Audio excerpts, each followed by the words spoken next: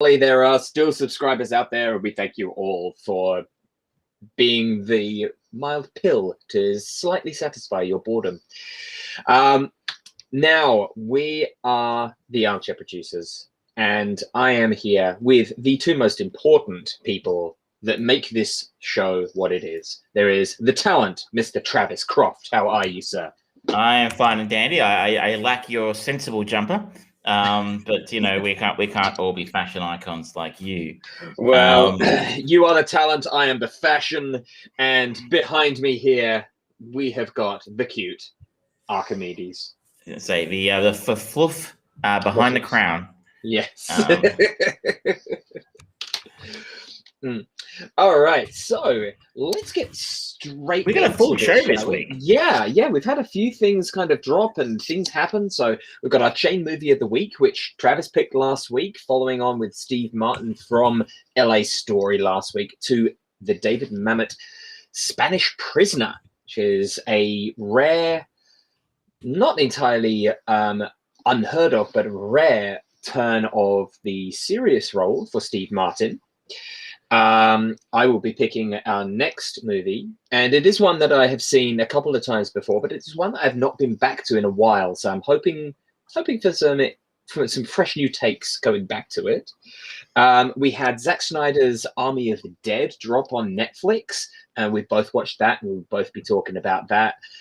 May or may not be a return of last week's section called Getting the Boots In.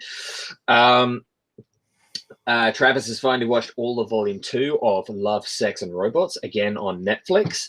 And Travis went to go and see in a packed cinema, which is a bad foreboding considering how we're teetering on the edge of another lockdown in Melbourne this week. He saw A Quiet Place 2. And I've got a few thoughts on Love and Monsters, another Netflix movie. With that much to do, we should just roll on through. And let's get right into it, shall we? Shall we start with a chain movie? It's what we usually do, right? Yeah. So The Spanish Prisoner. I'm going to go with this. I picked this synopsis out a little bit sooner because it is slightly better. Joe Ross has developed a process that will make his company a fortune. It will also make whoever has a fortune. It will also make whoever has it a fortune. So the details are kept secret and secure. However, the executives of the company seem reluctant to commit to bonuses or royalties for Ross. So he starts looking at his options. He also has a new friend, the wealthy Jimmy Dell, and he is happy to give him advice on the matter. This is a bit of an unusual film. This is a very odd film. Yeah, it is a quintessential con movie.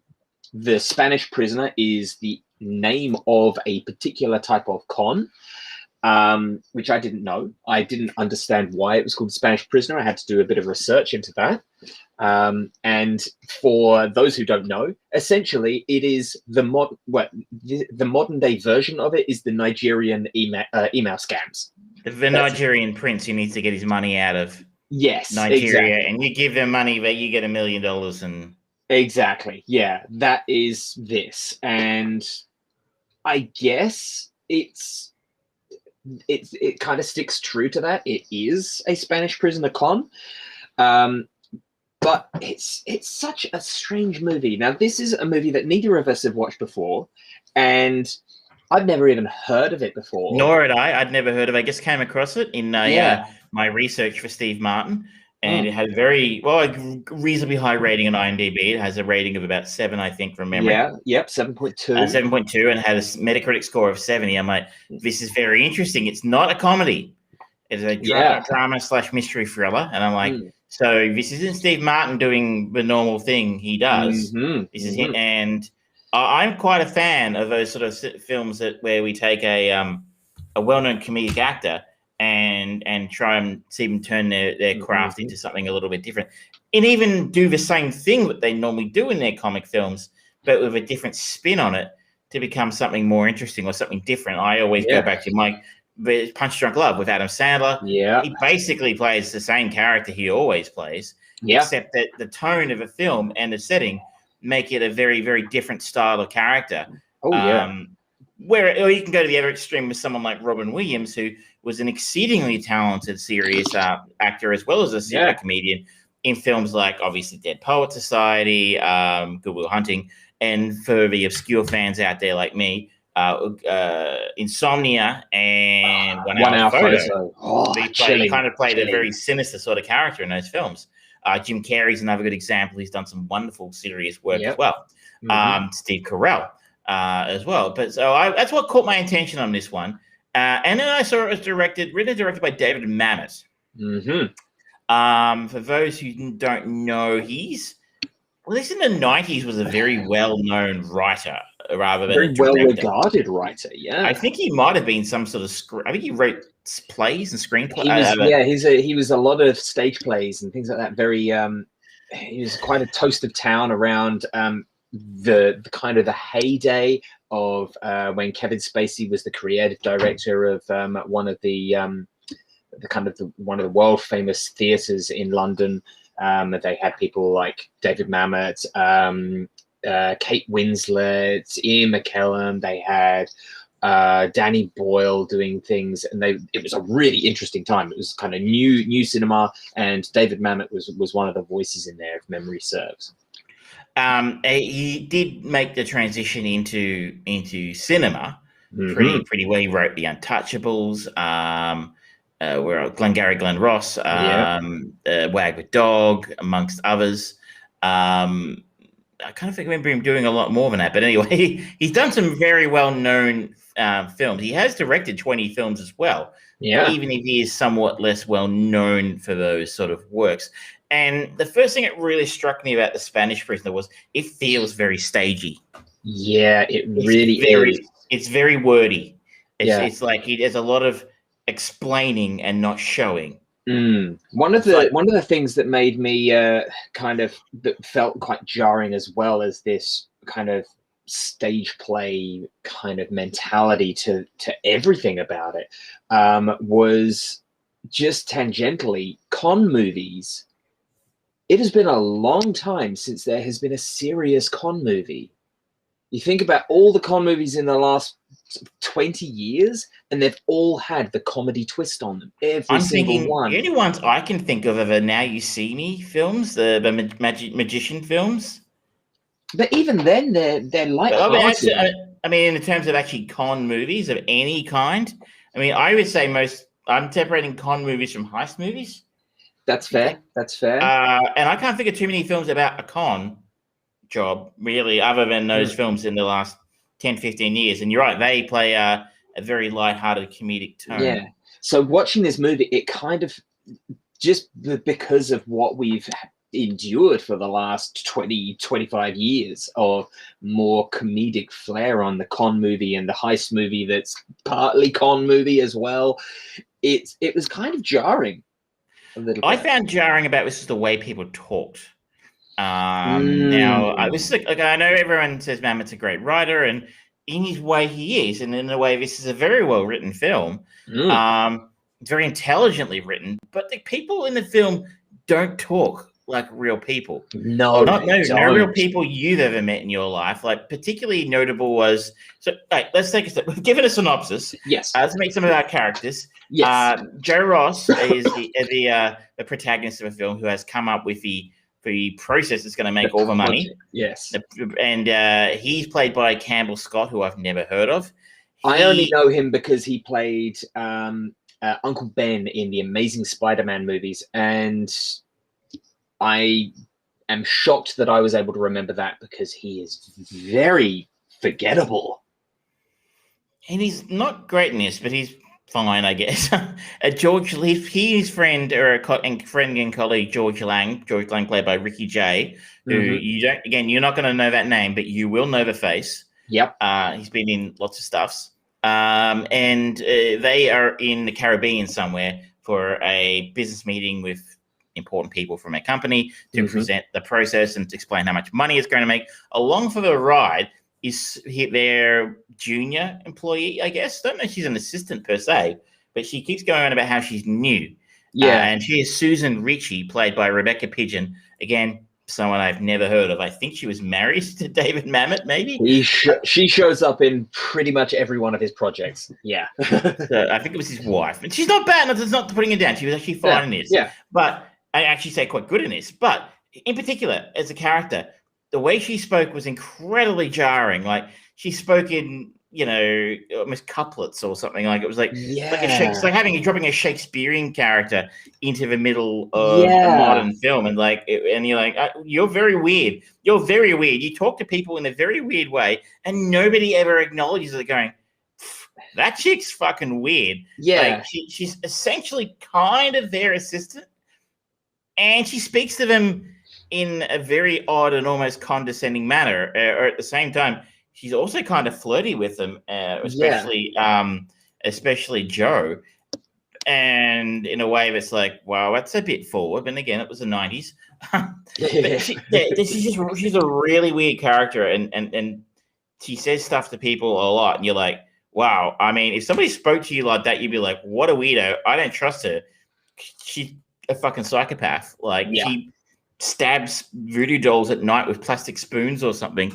I love my boss. I do. I will do anything for him. And it's, in a way, I'm a big fan of dialogue-driven films. Everyone who's a long-term knows my love of films. It's just a guy talking on a stage, and or Tarantino for his wonderful dialogue. But I don't know. I'd say he had a thing in the 90s. People would be like, he writes the way people talk. That famous scene between John Travolta and Samuel Jackson in the car from the Royale with Cheese conversation. Yeah, and that was kind of revolutionary at the time. He's like, well, he writes the way people talk. And he's probably kind of gone away with that from out the last 25 years. But Mamet's like the other end of the spectrum. These guys are the mammothest Mamets that ever Mamet. Yes. They are very, very weird. And that contributes to that stagey feel. 100%. There's almost an element of kind of with Rosencrantz and Guildenstern are dead about it. They kind of bizarrely wax lyrically about everyday things, and it's like, okay, this is I get what you're talking about, but it's like you're purposefully trying to sound like 5 times more intelligent than you actually need to be or are, and it just doesn't sound natural at all. It's kind of a turn off in many ways. It is. You're constantly being pulled out of a picture to be reminded you're watching what feels like a filmed play. Yeah. And I think that leads into the fact that Mamet isn't, I don't think, a particularly good director. He's fine. He's competent. Yes. He can shoot a film, but I don't think he could be considered as having any kind of particular visual flair. As we will go the opposite later with Zack Snyder. Someone with a very, very definite visual style. But yeah, the actual storyline is rather convoluted, but it is easy enough to follow. And that's, I think, one of the strong points of a film is I found it very entertaining, the storyline. Like, I'm going to put this in the category of I would love to see this remade by somebody who's a better filmmaker than Mamet. But on the story itself, you do need to concentrate on, or else you are going to lose track of what's going on very quickly. I kind of feel like this is a movie that my curse, my blessing and my curse, very much came into. Is like, okay, I know exactly how all of this is going to run down because that's how these movies run down. But even then, it was still sort of like, okay, wait, hang on. So that means that, and okay, you know what? It's probably best if I just turn off my brain and just let the movie happen. Yeah, I would encourage you to do that for most movies. I can't help it. Just stop thinking and watch the film. Just pretend you're Zack Snyder and turn your brain off. Spoilers. It's very lots of double crossy kind of things going on, and what the fuck, who is this guy, who's on what side, and what's going on. Yeah, there's definitely no one that you feel like everyone is painted a shade of grey. Every single person. There's like even Jim Ross. He's kind of played as this kind of naive guy, but he seems he's kind of talked about as being quite intelligent and things. And there's little things that always, like, even one of the first things that he does that is used as kind of a nail in his coffin, so to speak, is him changing his traveler's checks and for cash and things like that. So like, oh, why did you do that? So like, I don't know. It just seemed like the thing to do. It's like, okay, there's a weird level of naivete to him, or maybe he's trying not to have a paper trail. It does date the film a bit, because I don't think I ever owned traveler's checks before in my life. I know that that's still a thing, I think. It'd be pretty rare, I would imagine. But I think I know there was sort of a thing. I never have anybody give me traveler's checks. I can't think of it. I certainly don't recall ever cashing any traveler's checks or anything like that. Yeah. But that dates it. But like, I got no idea. Is that something you would normally do? I was like, why is this guy giving his hotels cash these things? I guess maybe they did. I don't know. It was a difficult one to understand, but it is interesting how the film sets itself up from the first shot. Did you notice that? Well, this isn't a spoiler. It's literally the first shot in the film. We pan down in an airport. Oh, in the airport, in the poster. And there's a poster in the airport that says, basically, don't take things on the plane unless you packed it yourself. And that's what sets off a whole kit and caboodle here. That if he'd followed and it's interesting also that maybe, again, it states the film a little bit. It's from 1997. That in a post 9/11 world, airports are a very different place post 9/11 than they were in 1997. So maybe people just didn't take that advice that seriously back then. I mean, terrorism was certainly a thing, but maybe not so much in the United States. It wasn't seen as maybe as the bigger deal as it became later, and maybe they didn't make as much fuss about you packing your own bags and taking shit you didn't pack on it. The first thing I thought of was like, so this is the kickoff of a con is Steve Martin having met Joe in Jimmy Dale having met Joe in the Caribbean, gives him a package to drop off with his sister in New York when he's heading home. Yeah. And the first thing I'm thinking is like, there's fucking drugs in that. There's going to be drugs or something. Surely there's going to be coke or something in that. Yep. And then, Jimmy, and to credit the characters here, they're smart enough to eventually catch on to what we're catching on to, and actually gets a bit paranoid and figures out it's actually a book. That I won't go too further because I do not want to spoil it much more than that. But again, that was a little bit like, it's a little bit dated, but it was nice that when you sit back and reflect on it at the end, you go, in the very first shot, they told us what not to do. And then the character did it, and then that sets the whole thing off. That is kind of a quintessential staple of con movies. Like, you can easily argue that the first Mission Impossible movie is a con movie. And the opening credits of that, where it's the whole like dun dun dun dun dun dun, and the fuse just slowly, like, there's kind of flashes. And if you actually watch those, it is literally the whole movie. It shows you everything. But if you don't catch it, because they're flashing through really quickly, you just don't see it. But when you look back and you look at the opening of Mission Impossible 1, you kind of go, holy fuck, they reveal everyone. What? Wow, okay. I don't know if that was, I wonder if that was deliberate. That was just the way, was that Brian De Palma? It was, yeah. It's an underrated film. And the fact that they kill off Emilio Estevez in the first 5 minutes, I think. And not in a kind way, but no, it was a rough way to go. One area where I think this film's a bit lacking, and if we did go the remake route, would definitely need some work, is I really think a film like this struggles with no action. And that's where I think if you did remake it with just say Tom Cruise bought the rights and decided to base the next Mission Impossible film around it, obviously that would be ridiculous. But but like this film, I feel like a film like this needs it would be difficult to pull this kind of film off without at least something exciting happening, because there's very little action in this film.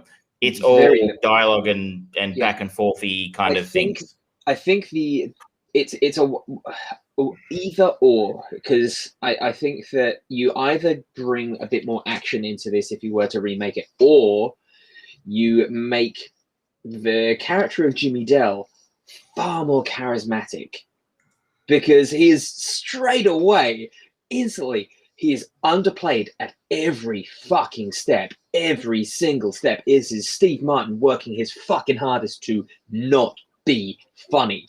And he comes across as not particularly aggressive or volatile, but he just seems kind of emotionally distracted or distanced all the time. I really enjoyed that about this, and I think a Clooney-esque, think Ocean's 11, a Danny Ocean type charismatic individual would probably ruin this story in a manner. I like the fact that he's played as a very almost softly spoken, understated, low profile individual, because I think from a con man's perspective, that makes you significantly less suspicious, right? Con man is supposed to be like Danny Ocean, consummate salespeople, loud, gregarious types, where this sort of softly spoken, as I said, goes under the radar kind of guy. Why would he be ripping me off? He never even really asked me for anything, I think that the part of it, the equation for that fails for me is, or at least it's never shown as to why these two characters build a friendship. There's that's a good point. It's very quickly brushed over, and it's like, okay, done. Maybe it's just me being paranoid and the fact that I don't trust anybody. I don't trust myself, let alone other people. And you're right. They meet on that. He's Joe's at the tennis court, just standing around, and Jimmy Dell walks up and goes, "Oh, do you like tennis?" And starts going how his sister likes tennis, and yada yada. Hey, do you want to go get a drink? And I'll be like, "Hey, man, you look, I know I'm pretty hot, but I don't swing that way." And, I know, no offense, there's anything wrong with that, but that's the first thing I was thinking. It's like, is he hitting on him? And you're right. It is kind of just like, yeah, all right, I'll have a drink with you. And I'm like, you didn't even know this dude. Yeah. It is a fairly unnatural interaction. And you're right. That could have certainly been the establishment of that relationship could have been done in a stronger way. The first interaction is Jimmy Dell just going, "I'll give you $1,000 for your camera." Is like, yes, yeah. That's just creepy. That's weird and strangely threatening. But I don't. To me, if someone came up to me and said that, I would probably go, "Sure, $1,000, thank you," and I am leaving this country. Yeah, no, I have the same thing when I think back to traveling. Remember traveling? No, that was the thing that previous generations used to do before the bubbles. It was something in books. I remember traveling to. I was in Paris in 2016, and not a real place. It exists only in your books. Now for sale on Amazon. It is. Printed locally, affordable postage. So I remember a person I was in Paris with was this guy, and his dog was sitting at his bench next to the Eiffel Tower, and he started talking to her and struck him. He was really friendly, and the dog was really cute, and he was like, I'm like, I've got no idea what the play here is, but that guy's a fucking scammer, and that guy's totally going to try and rip us off or kill us or cut out a liver and sell it on the black market or something. He was French. Let's face it. It could very well have happened. It could just be both of those worlds happening at the same time. The funny thing was, I don't know if he was in the end. He didn't ask for anything. I didn't have my wallet or passport lifted. I don't believe the person I was with had their wallet or passport lifted. And I think he just might have been a genuinely friendly person. I can be forgiven, right? You find a genuinely friendly person in fucking Paris. It doesn't happen. Just remember, ladies and gentlemen, he's the Australian, I'm the Englishman. It's coming from the Australian, not the Englishman. The only friendly people I met in Paris were Romanian.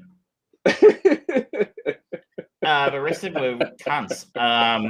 But I mean, you would feel a little bit ripped off if you went to Paris and met only friendly people.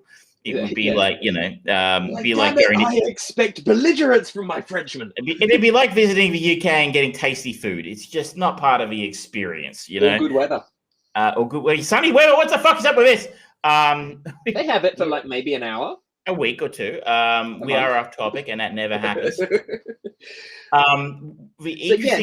There's elements about that kind of that interaction that, yeah, maybe back in that time period, there wasn't as much of that fear and paranoia of dangerous travelers. Like, make sure you've got travel insurance and things like that, and be careful who you talk to and all of that sort of stuff. Maybe it is just the jaded world that we live in now, where that kind of interaction just simply just is alien to us now. I don't know. A good point. Maybe we are a little bit more sus, and like I said, we're in the post 9/11 world. Airports remember at airports, you used to be able to walk out with someone to the gate and watch the plane take off. You can't do that anymore, right? No. Like, once upon a time, you'd be able to kids to be able to go up and visit the cockpit. So I mean, old man naked. Ever been pushed in the mud and kicked in the head with an iron boot? Tell me, Jimmy, ever been in a Turkish prison? Goodness. See, that's not the sequel. That's what we want to hear about is Airplane 2, not Airplane 1. Yep. That is but you know what that joke's about. You don't watch often enough. And there is Airplane 2 reference as well. If we say it 3 times, we summon the person. You summon the person, and we'll be talking about the Airplane 2 poster in Romania or something. That yes, it's you're right. And maybe I try to struggle to put it through my head. I'm like, I don't know. I didn't travel in the 90s, and you know, maybe someone in the audience can give us their opinion if you're old enough to remember what life was like in the 90s. And it's just us, our jaded cynicism. But I think you're right. I think they could have done a stronger job of building up that relationship at the start. You know what film it makes me think of in parts is The Firm, the John Grisham, Tom Cruise film from the 90s. Obviously, it goes in a fairly different direction, but there's some similarities in vibe there.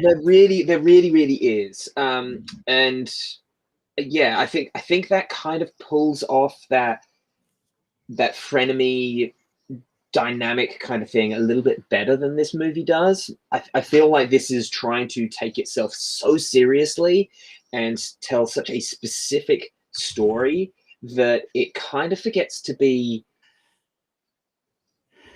energetic and enjoyable, because it's not an easy movie to watch. It's not sort of like violent or psychologically disturbing or traumatic or anything like that, but the way that, as we've talked about already, the language that they use, the way that they talk, the way that it is paced, the relationships that everyone has, it all feels like that happens there, you are here, and there is a big fucking 16-inch plexiglass between the two of you, and you don't get any chance to really emote, and there's not much back and forth of emotion and passion or power, energy.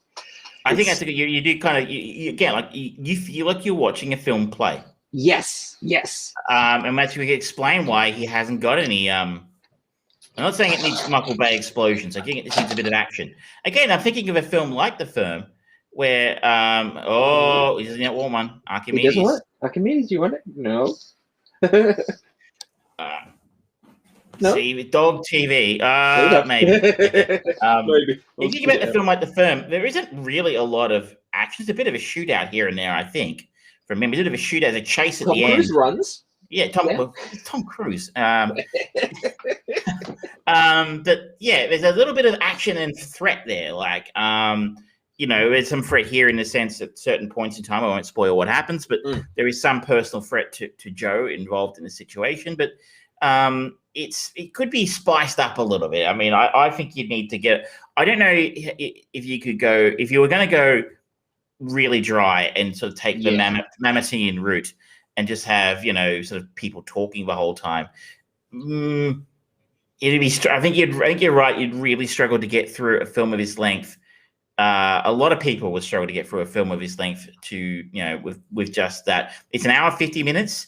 I was sitting here thinking, if you could maybe make it a little bit more Knives Outy. Yeah, maybe. That did have a funny, weirdly comic tone to it as well. So Yeah, it's a satirical it didn't tone. take itself seriously. I think you can, if you're going to take yourself this seriously, I think the only way you're going to get away with it is some fun action in there as well. Yeah, Which yeah.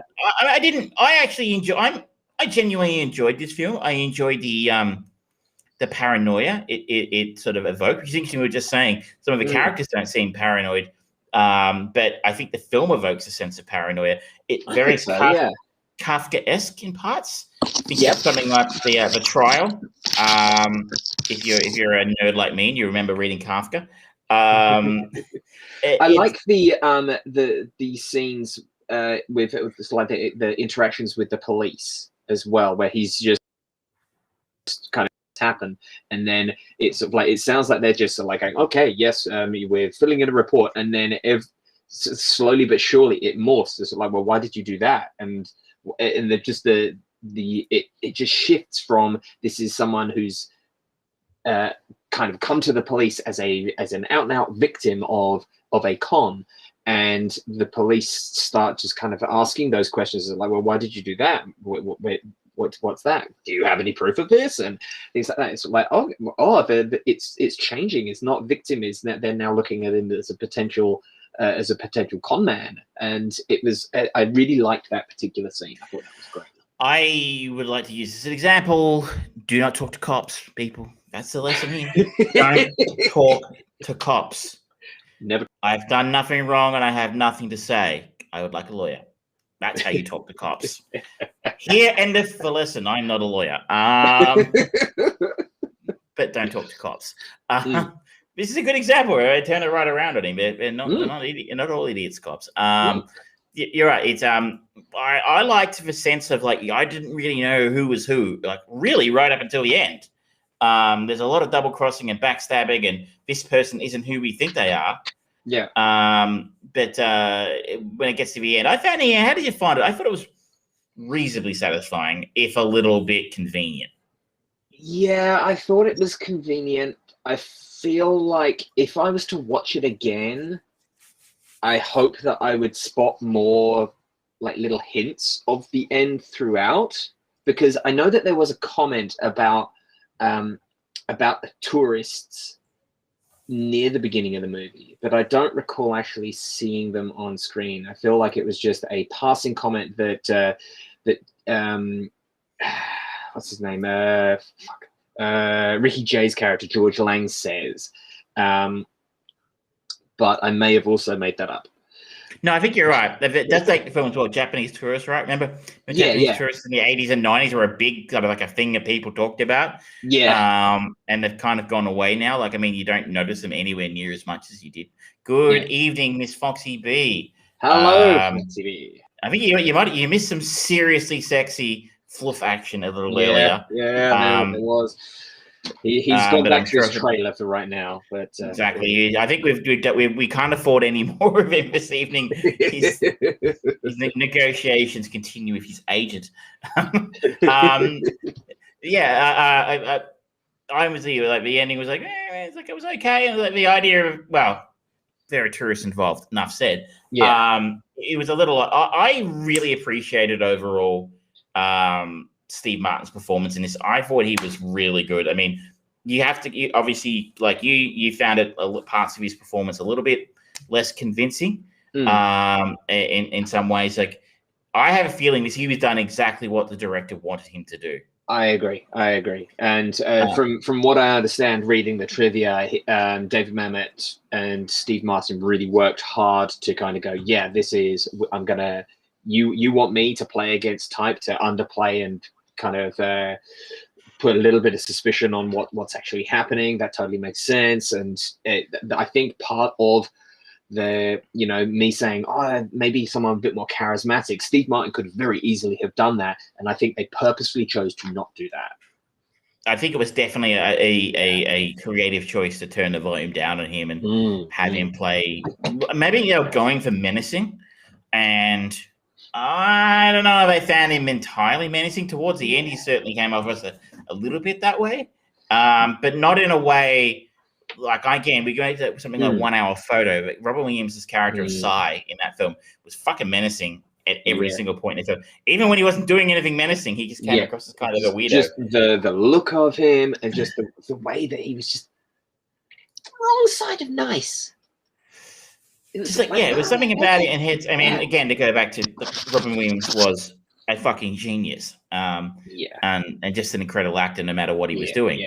But no, I'm not sure Martin's quite in the same category myself. But this, I enjoyed it. I think this film probably deserved more of an audience than it got. And as I said, they won't, because they only remake shit that nobody wants to see. Like I read today, they're making another Predator film.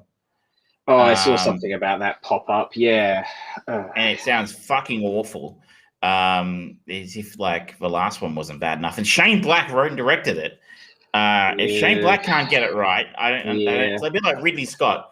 If he can't get the Alien franchise right, then it's time to walk away from it. Same here with Shane Black on Predator. But this film would be amazing if you could make a very effective modern version of this.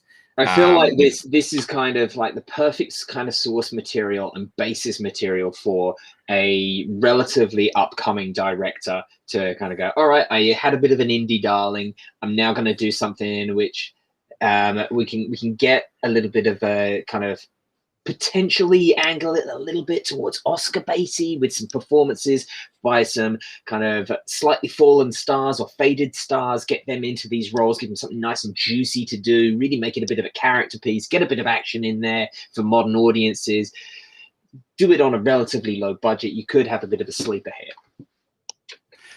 You all know what happens to indie darling directors now. They get a Marvel film. That is true. And I feel like we should maybe talk a little bit about the Eternals trailer if you've had a chance to see it. I have. Let's do that section. Yeah. Let's do that next.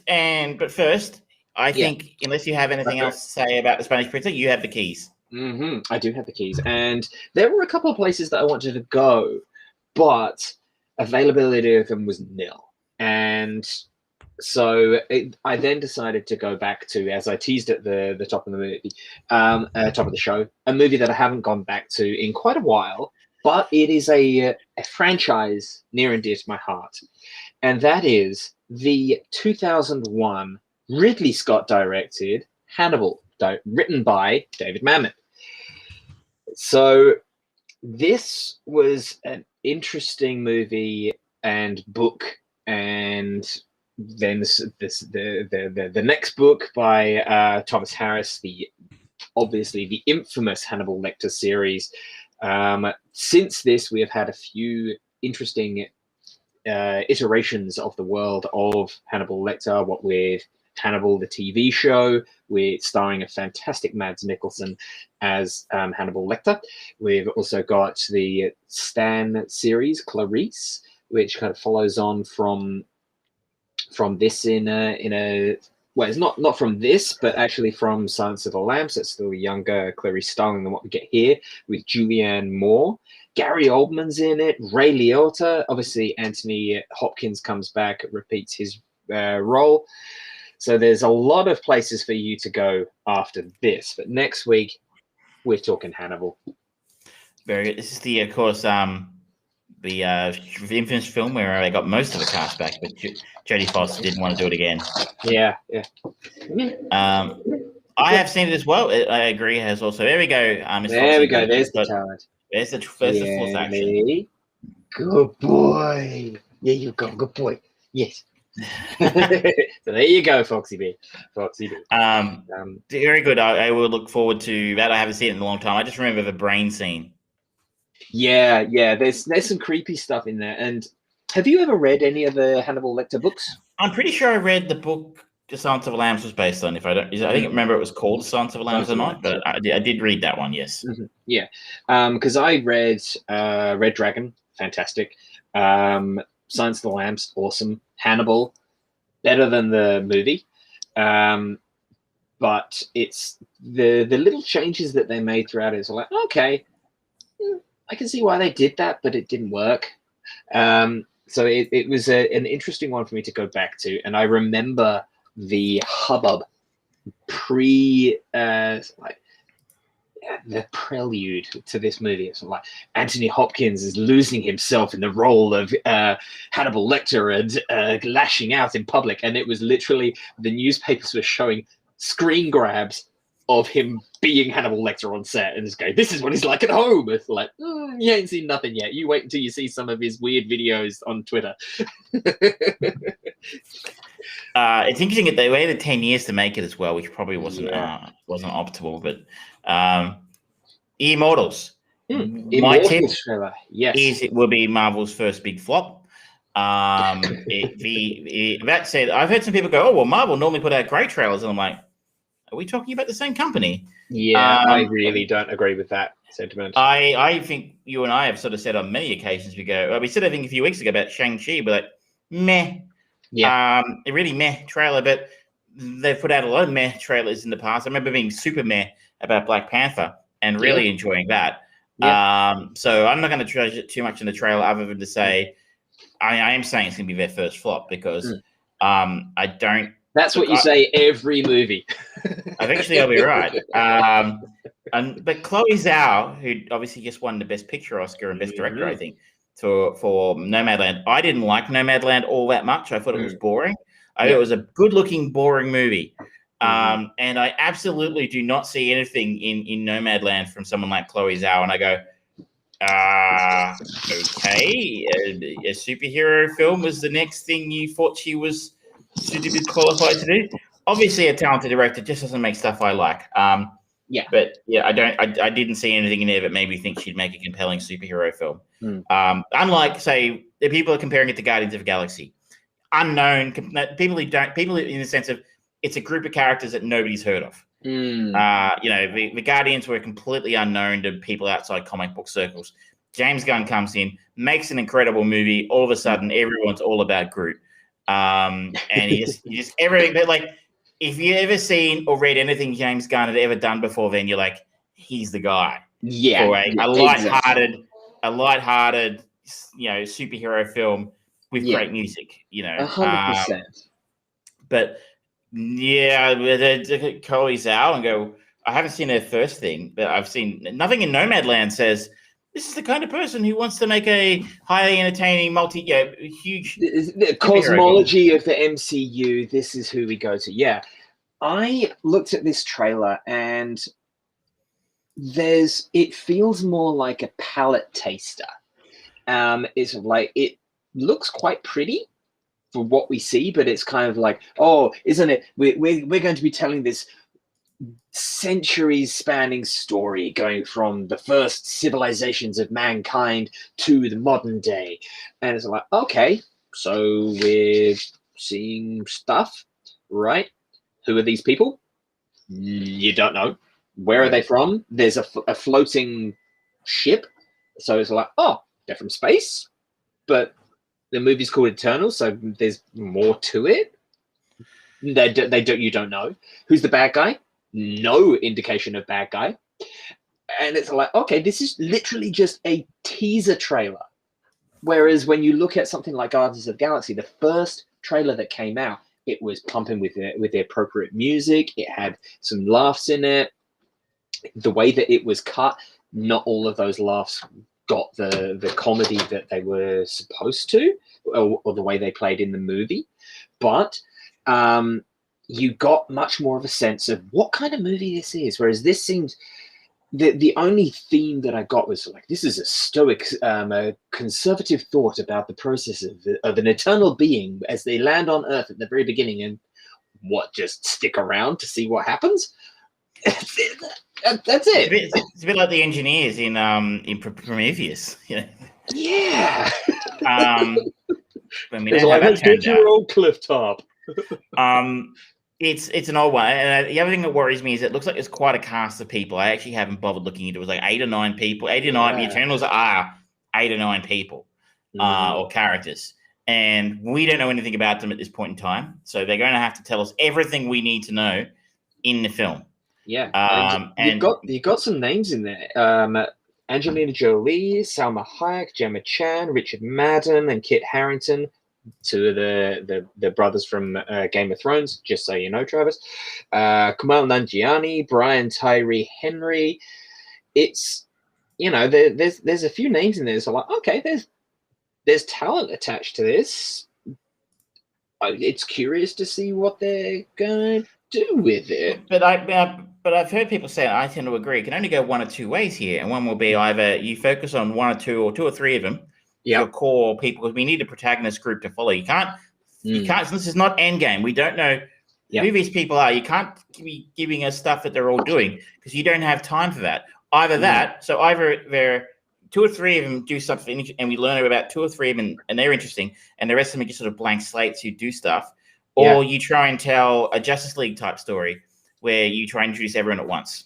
The thing that actually has just popped into my mind is what this reminds me of is the lambasted and generally panned Inhumans miniseries. Do you remember that? That was supposed to be. I never saw it. I've read about it.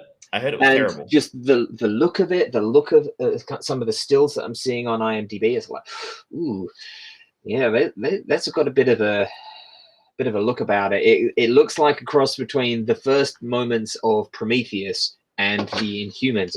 Oh, neither of those are great. So I mean, he is a difficult co-star. But time will tell. Obviously, there's nothing impressive about it. It looks like it's got a weird tone. We don't learn enough about it. It'll probably make money. People will turn up because it's Marvel. Well, I don't think it'll make that much money, though. I mean, it's just a toss-up for me. Which one of these flops first? Or maybe both of them flop. Shang-Chi or the Eternals. Neither of them look very good at this stage. I feel like Shang-Chi's maybe got a little bit more going for it. Then, in a sense, it's a fairly standard sort of story. It's just this guy, and he does kung fu, and it's a kung fu movie in Marvel. So far, so Iron Fist. Maybe hopefully it's a little better than that. Whereas this one seems to be telling a significantly more complex and ambitious story. Yeah. All right, let's move on, shall we? Shall we go on to Army of the Dead? It is time to put that sign up. That I at least am going to be sticking the boots in. Get in the boots in. He's sticking the boots in, but I'll pay that. Wow. Okay, so this is the new Zack Snyder film. We've been talking a little bit. We talked a little about it last week. Yeah. I've been looking forward to seeing this for quite some time. Yeah, me too. I was excited to see Snyder return to zombie films. I liked Dawn of the Dead. Okay. I remember loving it when it first came out. I don't know if it's aged all that well. I mean, certainly not compared to the original, but then again, that's fine. It was his first feature, and I still think it's probably one of his better features. He did some really interesting and innovative stuff. The running zombie thing was quite new then.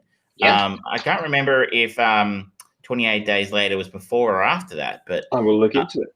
But that was quite an innovation, and it was quite terrifying at the time, if you like zombie movies. This film is being made for Netflix.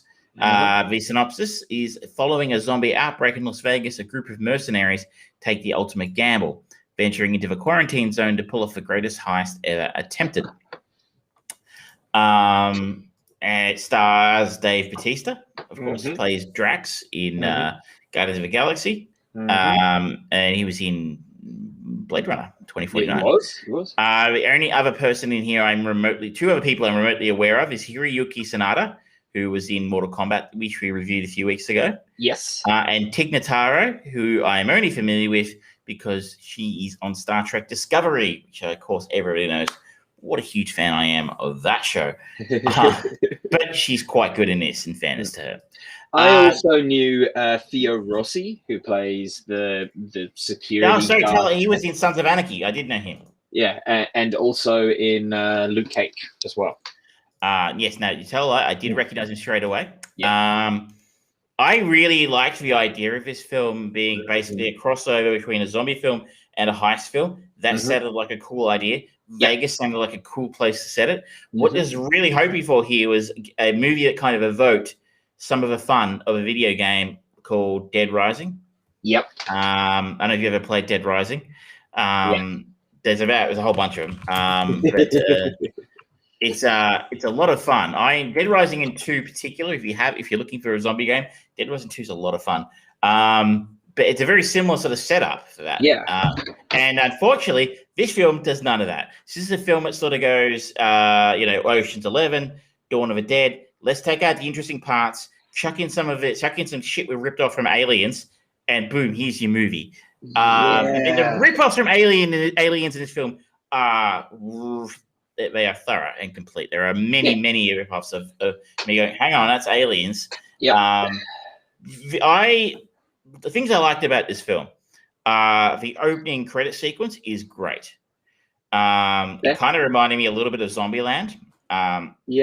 Zombieland was better, but this was kind of good. Again, if you've seen the 2004 Dawn of the Dead, where he has sort of a montage during the opening credits to that Johnny Cash song, When the Man Comes Around, which is really nicely done as well, which basically steps you through the progression of the zombie apocalypse through the world and the things falling over, and then we meet Sarah Polley. It's a similar type of thing. Basically, here we told the story of Dave Bautista and some of the other main characters escaping Las Vegas through vignettes or little clips of their escape from Las Vegas to a Richard Cheese song. Huge fan of Richard Cheese. That's another thing I liked. And that's the little you learned a little about their story and about how they got out of Vegas during the initial outbreak. This is after our I won't spend too much time on the intro, but how we learn about the virus, the zombie infestation starting. We do see that. But then we get into the cool part. The cool part being that intro. And I'm like, wow, that was fun. I enjoyed that. Why couldn't you have told us that story? Maybe they will. Apparently, they're making prequels. But that I liked. The first half of the film was all right. Probably the first third to the first half was all right. Mainly because I was anticipating it was going to get more interesting later on. When you watch it, though, you kind of feel it like a train going uphill. It's just come off this nice little gentle hill, and it's got a bit of steam, and then it starts going up. It's like, oh fuck me, it's running out of steam very quickly, and it feels like it's like, okay, you're setting up a lot of stuff here. You're setting up a lot of doing some world building here with just these little comments here and there. Okay, you're not going to really go with that. You're not going to go with that. You're not going to go with that. You're not going to go with that. Okay, the movie ended. This is a 2.5 hour movie, by the way, guys. So 2.5 hour zombie film. Which it doesn't do anything with that time. It really doesn't. I think this is Snyder's style, though, right? Like he's terrible with time management. I've been accused. I've been in a few discussions about this online since I saw it last Friday, and a lot of people basically just go to, "You're a Snyder hater." I am not a Snyder hater. Like I said earlier, I quite liked Dawn of the Dead. I thought 300 was all right. I thought Sucker Punch was all right. We talked at length. I love The Watchmen. We talked a few weeks ago about how much of a better film the director's cut of Justice League was. It was a much better version. It wasn't great, but it was still better. So I know Snyder can do things that are good. But just to be clear, Dawn of the Dead, his film from 2004, was hour 41 minutes. It's about an hour less than this. Yeah. And that's probably what this film should have been aiming for. Not a lot more than that. Because it slows down to a grind in the second half. I was so bored all the way through the second half of the film. I was regularly doing that clicky thing where you go, how much longer? 40 minutes of this. Even towards the end, like when we get to what should have been the end, and you're like, oh, okay, there's another 17 minutes to go. What the fuck are we doing with that? And they give us a second ending, which sets up for a sequel, which hopefully won't happen, but it looks like it might. We have a prequel apparently already and set to go. Yeah, and there's going to be anime versions and stuff as well. Come on in. You really earning your keep today, aren't you? Huh? Well, you don't want it, okay? No, this is dog TV here, people. This is dog TV. All right, there you go. You can have it if you want. The story is terrible, basically. So this was written by Snyder as well. Snyder, and I sort of hinted at this earlier, where we had David Mamet, who is a wonderful writer and a competent to average director. who doesn't really have any kind of visual flair or style. We have the exact opposite here. Someone with very, very, very visual style and a lot of flair as a director. Does action scenes pretty well. I would say very well in the past. Based on this film, I have to take that back to pretty well. But he should not be writing his films. He should absolutely not be writing films. He really shouldn't. I mean, you look at like the trailer for Batman versus Superman. That was fucking cool. Like the moment where you see Batman kind of using the grapple hook and hanging on the side, just a visual fucking aesthetic of that single shot. So I'm like, fuck, that's cool. And the Batman fight sequence, it's awesome. It's amazing. He needs someone to write for him. He needs someone to just go, all right, I get your visual style. I will write you a movie. Boom, boom, boom, boom, boom, boom. Here. To go back to again, Dawn of the Dead was written by James Gunn. Yeah. Now, there's a man who can write and direct. Exactly. In his sweet spot, I wouldn't give him Hamlet. That would be interesting. It'd probably look like Hamlet from the Last Action Hero. Whoever said that was fair? To be or not to be? Not to be. Watch that. James Gunn would be good at that, but he's a wonderful writer. He does that sort of lighthearted tone very nicely, and that's what it worked out well for him. It was so boring. So we have our Dave Bautista escapes from Las Vegas. Hiroyuki Sanada, he's a billionaire. He's got $200 million in a vault in a casino in Las Vegas, and he tells him, "I need you to put together a crew to go in and get my money out, and I'll let you keep $50 million to do whatever you want with it." And I cannot be the only person who was originally thinking, "You son of a bitch, I'm in." Yeah, I love the premise of that. So like, oh, the insurance company has already paid him out, so now he just wants to go and get more and to like have his cake and eat it. It's like, that's a perfectly awesome reason setup. Why that's a great setup. It's like, sure, yep, it's a bullshit system. Go for it. Try it. And I enjoyed the recruitment scenes, even though again, it's hard to take it seriously after that Rick and Morty episode. But I kind of like the way that, like, he started out offering someone $15 million, and then going down, and they kept going down to like offering someone $100,000 or $20,000 or something. And I'm like, that I like that. It was kind of like, no, I was thinking that's setting it up right. Like, we're setting up here, like someone's going to find out later that that guy's getting double his stuff, and it's going to be backstabbing and double crossing and shenanigans, but they do nothing with it. Tig Notaro, I just want to call out here, she was not in the film originally. She was working against no one. There's another guy, it was some comedian who I've never heard of, Chris D'Elia or something, was originally cast in that part and shot his role, but it came out subsequently that he was some kind of weird sex pest who went around hassling underage girls. And so they edited him out, but Kevin Spacey, All the Money in the World style. By hiring Tig Notaro, basically shooting all her shit on green screen. And I must say, I didn't read this trivia until afterwards, and I didn't notice at all. It was very well done. It was really, really nice. And she was actually added a lot of life in this film. Her recruitment scene was one of the highlights for me. I was laughing at her. She was very she was funny. So these are all early signs, and then they add in the elements that really start to get boring. So Dave Bautista's daughter works as a volunteer in a quarantine or basically a refugee camp. Just outside Vegas, because that's exactly where you would keep them. Of course, right outside where the zombies are. It's the safest spot for people. And that's how they go in. But they go in through that camp because there's a coyote who takes them into the thing. But at the same time, he's David Bautista's daughter, who is I forget her character actress's name, Ella Purnell, I think, plays her. Kate. Kate. Her friends have disappeared into the city to try and rob a poker machine or something, and they never came back out. So, oh my God, she has to go in with Dave Bautista and the gang just to get them out and stuff. I did appreciate how they did kind of just write themselves just a full stop of this character is coming, full stop. And that was like, well, I can say that I won't go, but I'll just go, and then you won't be able to stop me going in if I go in after you. So tough. And I'm like, all right, yeah, okay. She was very annoying, though. Yes, she was. And then we do have one of the last cool scenes in the film involves Theo Rossi, as you called out before from Sons of Anarchy. and Luke Cage. The creator at the last minute says, "Oh, we need one more guy." By the way, we should have put spoilers up here, but trust me, I'm doing you a favor. Yeah. And they bring him along. He plays a guard in the refugee camp, and he's a very toxic, noxious character who on a power trip. We're like, no, we don't like him.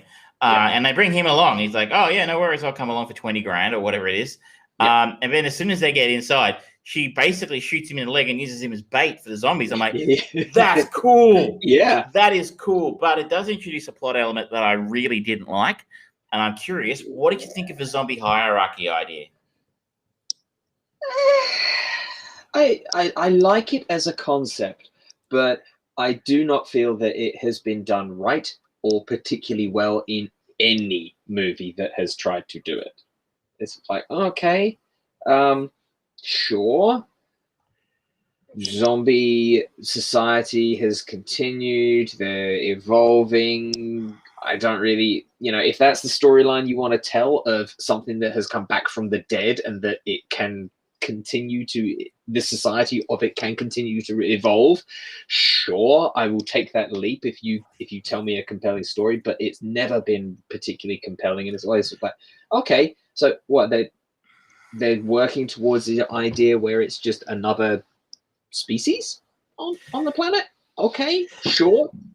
It's been done. I mean, George Romero tried it in Land of the Dead with, I would say, limited success. It's not one of the better Dead films from Romero. It's the last one that's even remotely palatable, frankly. No, Diary of a Dead was okay. But yeah, I didn't like it at all. I hated it. I know a lot of zombie people who are fans of zombie movies. Like, oh, I really liked it. I thought it was original and different. I'm like, that's one of the things I found about it. So, why don't you switch your brain off and enjoy it? I had a good time. I'm like, if this is what takes to satisfy you, then we're in a fucking bad place because this is terrible. But yeah, I hated the idea. So we have an alpha zombies, they call them. Basically, the king and queen zombie of Las Vegas, and the king alpha and queen of Zombieland. The king being basically the patient zero who unleashed the virus on the city. We didn't really explain what he is. Or why it is that these ones can function at a level the others can't, and how they somehow control all the other zombies as well. I mean, I guess you don't need to go into detail, but maybe a line or two explaining, oh, we think it might be pheromones or something. I don't know, like, but it's kind of undermines the concept of what a zombie is, and I think Attraction by Kenzo. That is literally the reason. I like the idea of a zombie. I think the threat in zombies to me is that they're not massively a threat by themselves. The threat of a zombie, especially of a Romero zombie, is in mass, and that they can't be stopped easily. And if you take that to the next level, like they did in Dawn of the Dead 2004, when they run, all of a sudden they get really fucking scary because one zombie can be, and they're that energetic, one zombie can be a genuine threat. Now you've got thousands of them, and that's terrifying. This kind of betrays the whole concept of what a zombie is if they can think and wear armor and shit. It very much plays fast and loose with any of the schools of zombie, where they're either the slow rambling type or the rage-infested monkey zombie type introduced 28 days later and then generally popularized. It's sort of like, okay, you're picking bits out of this to make your own story, but you are not doing it well. You are not explaining any of the reasons why this, why that doesn't happen in this, and why that. And yeah, maybe we're reading too much into it, but it makes the story confusing and uninteresting. And if you're going to go the full Monty. Like, they did a bit of this, and I did a bit of that, and I did this and a bit of that, and I never really fully went all in on any one of these story elements. They pick an element and go with it. I don't. The plot holes bothered me a lot. There was a particular character who at one point is betrayed by the Paul Reiser character. Literally Burke from Aliens. Is on the trip as well. And she's betrayed by the Burke character. And she manages to escape and crashes through a window and is being, threatened by zombies, and the entire crew is just over there, like 5 meters away, going, "Oh no, she's getting eaten by zombies! Oh no!" And they do nothing, and they don't shoot the zombies. They don't try and grab her and help her. No one does anything. Yeah. And it's not like I couldn't understand, why are they not helping her? They could have just easily just pulled another line from another movie, because they kind of do it fairly liberally. And so, like, you fall behind, you left behind. And that's not the tone here, because like she's actually quite close. Yeah, her best friend, boyfriend kind of guy is there, and he's like, "Oh no, my girlfriend's getting eaten by zombies. Oh well, I guess I'll keep going." There's no real camaraderie here, and that when they try and do that, like with between Scott Ward and Maria Cruz, there's like that kind of, they have a thing, romantic thing, like camaraderie for theirs. So like, no, this just doesn't work. There's no chemistry here. It's just not working. I'm sorry. The only chemistry that really does work is between Vanderhoof and Dieter. And that's tenuous. Like, yeah, it's okay. Yeah. And they lead to another one of the plot holes that really, so I guess that wasn't maybe a plot hole, but it was just something, it seemed the characters acting in a way that you wouldn't expect these characters to act. And okay, most of these people don't know each other, so maybe you'll take the camaraderie thing for what it is. But even then, maybe if there'd been some aggro between them, think The Thing. The characters in The Thing who hated each other, the authority figures and the guy who smoked weed, and there was a bit of aggro there, but no, they didn't even do that. But the major plot hole here for me is that the Japanese fella asked them to go in and rob, or basically take the money from his vault. It's his money. No, at no point are we told, actually, it's not his money, they're robbing the money from somebody else. As far as we know, it's his money in his vault. Yep. And yet they have to hire a safecracker. Yeah. Yeah, because reasons, Travis. Reasons. Why do you not have like they've got to walk down the Indiana Jones bloody the combination lock is 1, 2, 3, 4, 5. Like some asshole's luggage. Yeah. Well, that makes no sense whatsoever. It's like, okay, they just need it because the story needs a wacky safecracker to come along, and they need the safecracking scene. And he wanted that cool scene of the corridor. So basically, the corridor to the safe is booby trapped. Yeah. And they end up luring zombies to walk down the corridor to set off the traps. Yeah. Which is kind of cool. Yeah. But at the same time, you're thinking, well, how do you get to the safe, mate? When there's got to be a way of turning them off so you can go and get your stuff out of the safe. Yeah. And why do you not have a code or a key card? There is a key card to get to the booby-trapped hallway. And it's like, what, seriously? So anyone, like when this casino was running and anyone had to go there, they had to, what was the process of putting stuff in the safe? Like, you've got a key card, a legitimate key card, the boss's key card, and that doesn't turn off the traps? And again, no explanation. Like, well, when the power went out, the whole thing went crazy, and all of a sudden, my shit doesn't work anymore. It's one line of dialogue, and all of a sudden, that scene makes sense about why you need a safecracker. He didn't bother putting it in there because he's a terrible writer. Yep. Then saving that for the Snyder Cut. And it's super disappointing. What did you make of the second ending? I always, this is the number one bullet point to annoy George when making a zombie movie. And that is the duration, the time it takes for infestation to happen. It's like, why is it so elastic? Sometimes it's instant. Boom, done. Because why? We needed that character that was one of the heroes to turn on them quickly, to kill off more of them so that we only have this ragtag remaining group. Other times it's like, oh, this person's been bitten, but they're going to keep going for fucking hours. But it takes as long as the script needs it to take, right? Yeah, it's bullshit. Set your universe rules and stick to them when telling a fucking story, please. I basically and it didn't make, again, it doesn't make any sense. The end of the film doesn't make sense. They whilst robbing the safe, Vanderhoof, America Hardwick, is they're attacked, and Dieter shoves him into the safe and closes the door so he doesn't get eaten. Yep. And in sacrificing himself to do so. The whole ticking clock aspect of this film is that the Donald Trump-esque president in the film is going to drop a nuke on Las Vegas in 30 hours or something. Then, of course, oh no, he's going to drop it now instead. And that time goes from a day to basically an hour. To go, we got an hour and a half to get out of here. And so the nuke ends up being dropped on Vegas. And the fake second ending is him crawling out of a rubble in a it's fucking nuked the fridge. Nuked Las Vegas. Yep. And we are not told or shown or explained how he got out of that safe.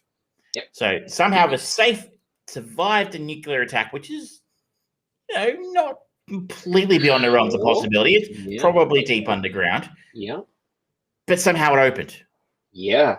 When we were told, cleared just enough soil above and disrupted the door just enough that he was able to heroically come out. And remember earlier in the film, we had Dieter, one of the only people in the world who needed 30 minutes or something to crack this safe, and was like, if we fuck this up one more time, this safe closes forever. And we've been told all the way through the film what an incredible safe door it is and how hard it is and blah, blah, blah.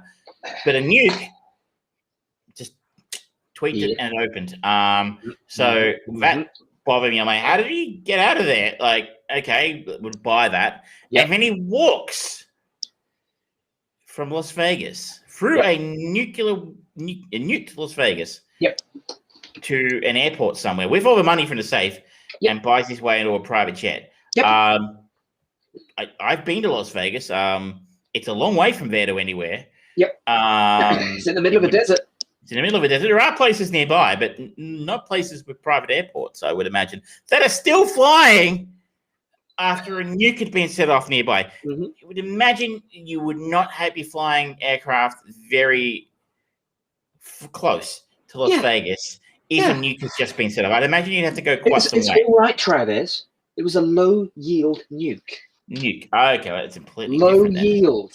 So this is the thing. Like, in a good film, I wouldn't worry about this. It'd be like, it was fun. I don't care. Yeah. But I was bored shitless by this. Absolutely staring at the ceiling. My eyes were rolling out the back of my head going, fucking finish already. And then he gets on a plane and parties with some flight attendants and starts to turn into a zombie, which I imagine will be a setup for, a potential sequel or one of the anime things or whatever they're going to do with it next. Yeah. Wow, this was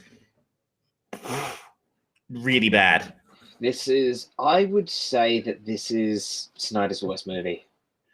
And I would actually agree with you. And that's saying something because I know you like Batman vs. Superman, but I really, really didn't. Yeah. I would agree that Batman vs. Superman was trying to do something interesting. Yeah. He was on the right track with that film. And I just think the execution and the writing really let him down with that film for me.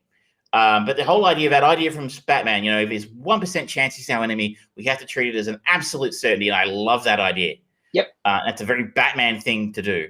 Yeah. So he was on the right track. He just didn't get it right. This one, I don't think he was anywhere near the right track. Yeah.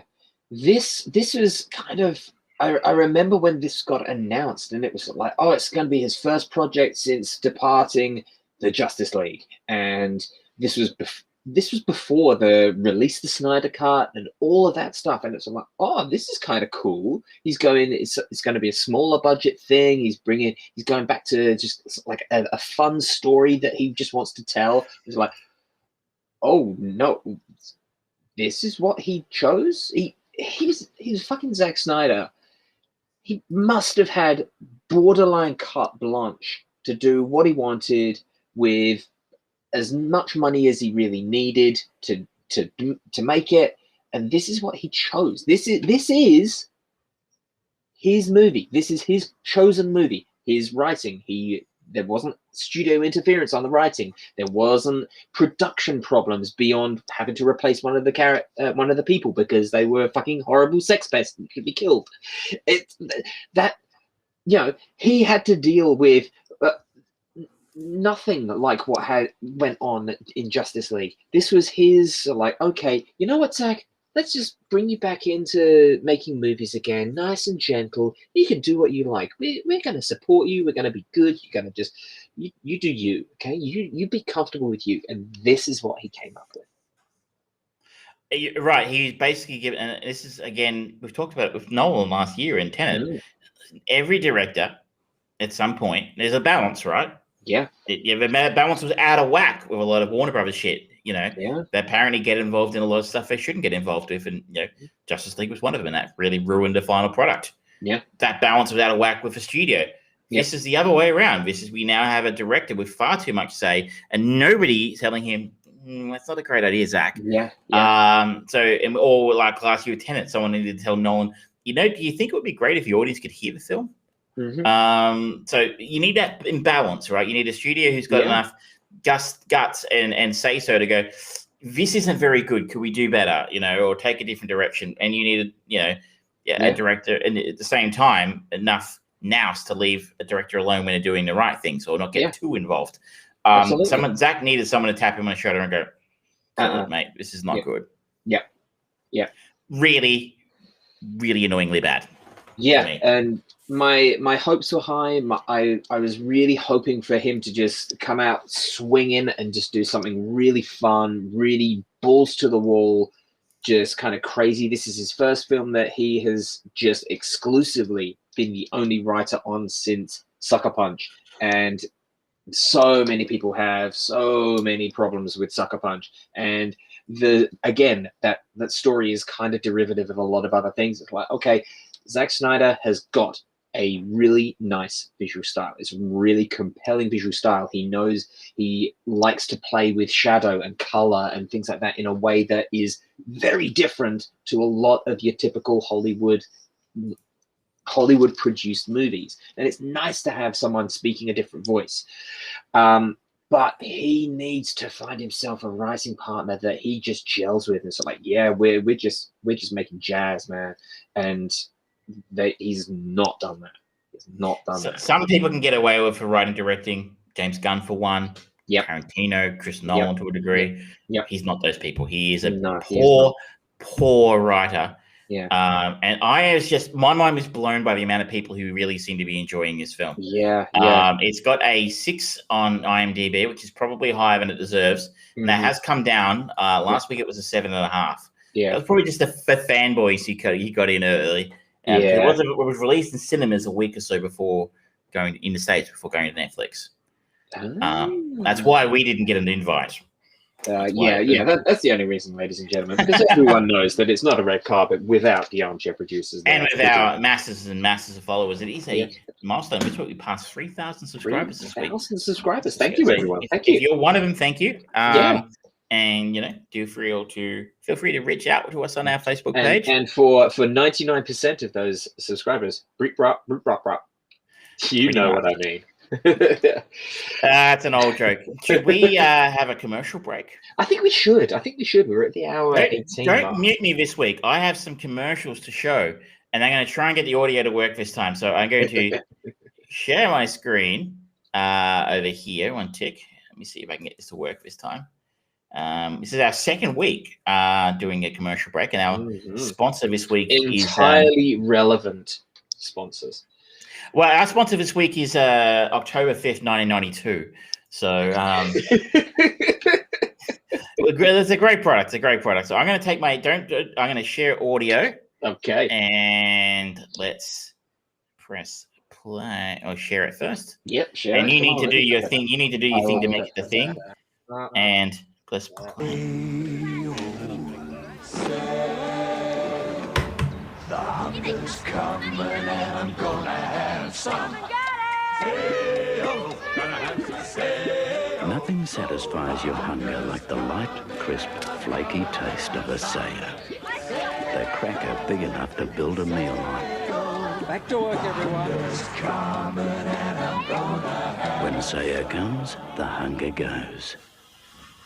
If you can't stand the heat, don't write the book. A war of words. I think that's an enormously arrogant stand, don't you? As the critics slam the power of one. 2 out of 5.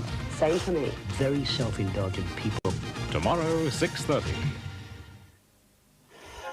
The 1.6-litre Pulsar delivers 20% more power than Corolla or Laser, 10% better fuel economy than both, and now comes with a whopping 3-year, 100,000-kilometre warranty, plus 24-hour roadside assistance. If you want to see what commitment's all about, get into a Nissan dealer now and check out Wheels Car of the Year, the new Nissan Pulsar. Nothing else even comes close. Jackie! I was just reading your letter. I came back early. No, I just ran out of money. Do you want a cup of tea? Oh, I'd love one. When friends drop in from out of the blue... And what about here? I mean, what was that? What better time to share a pot of Bushel's Blue Label leaf tea? It was very funny because I've never seen it. Do you want a cup? Yeah, I would. I missed out on sharing something with you. What? Come here. You clever friend. Wow. Yeah, you go to Paris and I get pregnant. You clever friend. Because the nicest moments... It's an odd way of putting it, isn't it? Yeah. If there's one thing Target have learned about kids, it's that you can't stop them being kids. All we can do is make our clothes tougher than the kids. So no matter what your kids do to them, Target Quality Control guarantees they'll live to fight another day. Target's kids' clothes. No matter how tough your kids are, we're tougher. Logo nudity warning.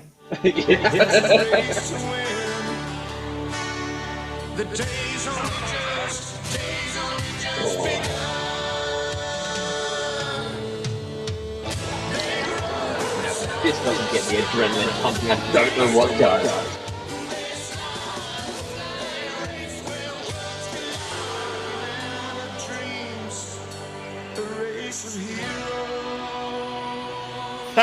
Adelaide losers. Now you can change the colour of your day with an ice cream. Cadbury Ice Cream Crunchy, made with fresh cream, crunchy pieces of honeycomb and covered in delicious, thick Cadbury Dairy Milk chocolate. Cadbury Ice Cream Crunchy. Nine's Big News Game is back, bigger than ever before. Announcing the Big Winners Game. Over 40,000 prizes valued at over $1 million. $1 million. On Studio Village Estate. SeaWorld Family Holidays flying Australian Airlines. 8 prizes of 5,000 cash. A sensational Toyota MR2 and 2 Toyota Celicas. 10,000 double village movie passes and much more. Keep your game card handy. Watch National 9 News and play the Big Winners Game. Don't remember that one. Here we go. It's thank you to our lovely sponsor, 1992, October 5th, 1992. I have to say, I think 1988 did a better job last week, even without sound. But tune in next week because our sponsor, I believe, at this stage next week is going to be from a bit more of George's backyard. And so it's going to be the UK TV adverts from July of 1988. So, good. They will be stuff entirely there. relevant, I'm sure. It will be very relevant. Much like a scratch off news game. Jesus Christ, what was that about? Oh, no, I got a terrorist attack! Yay!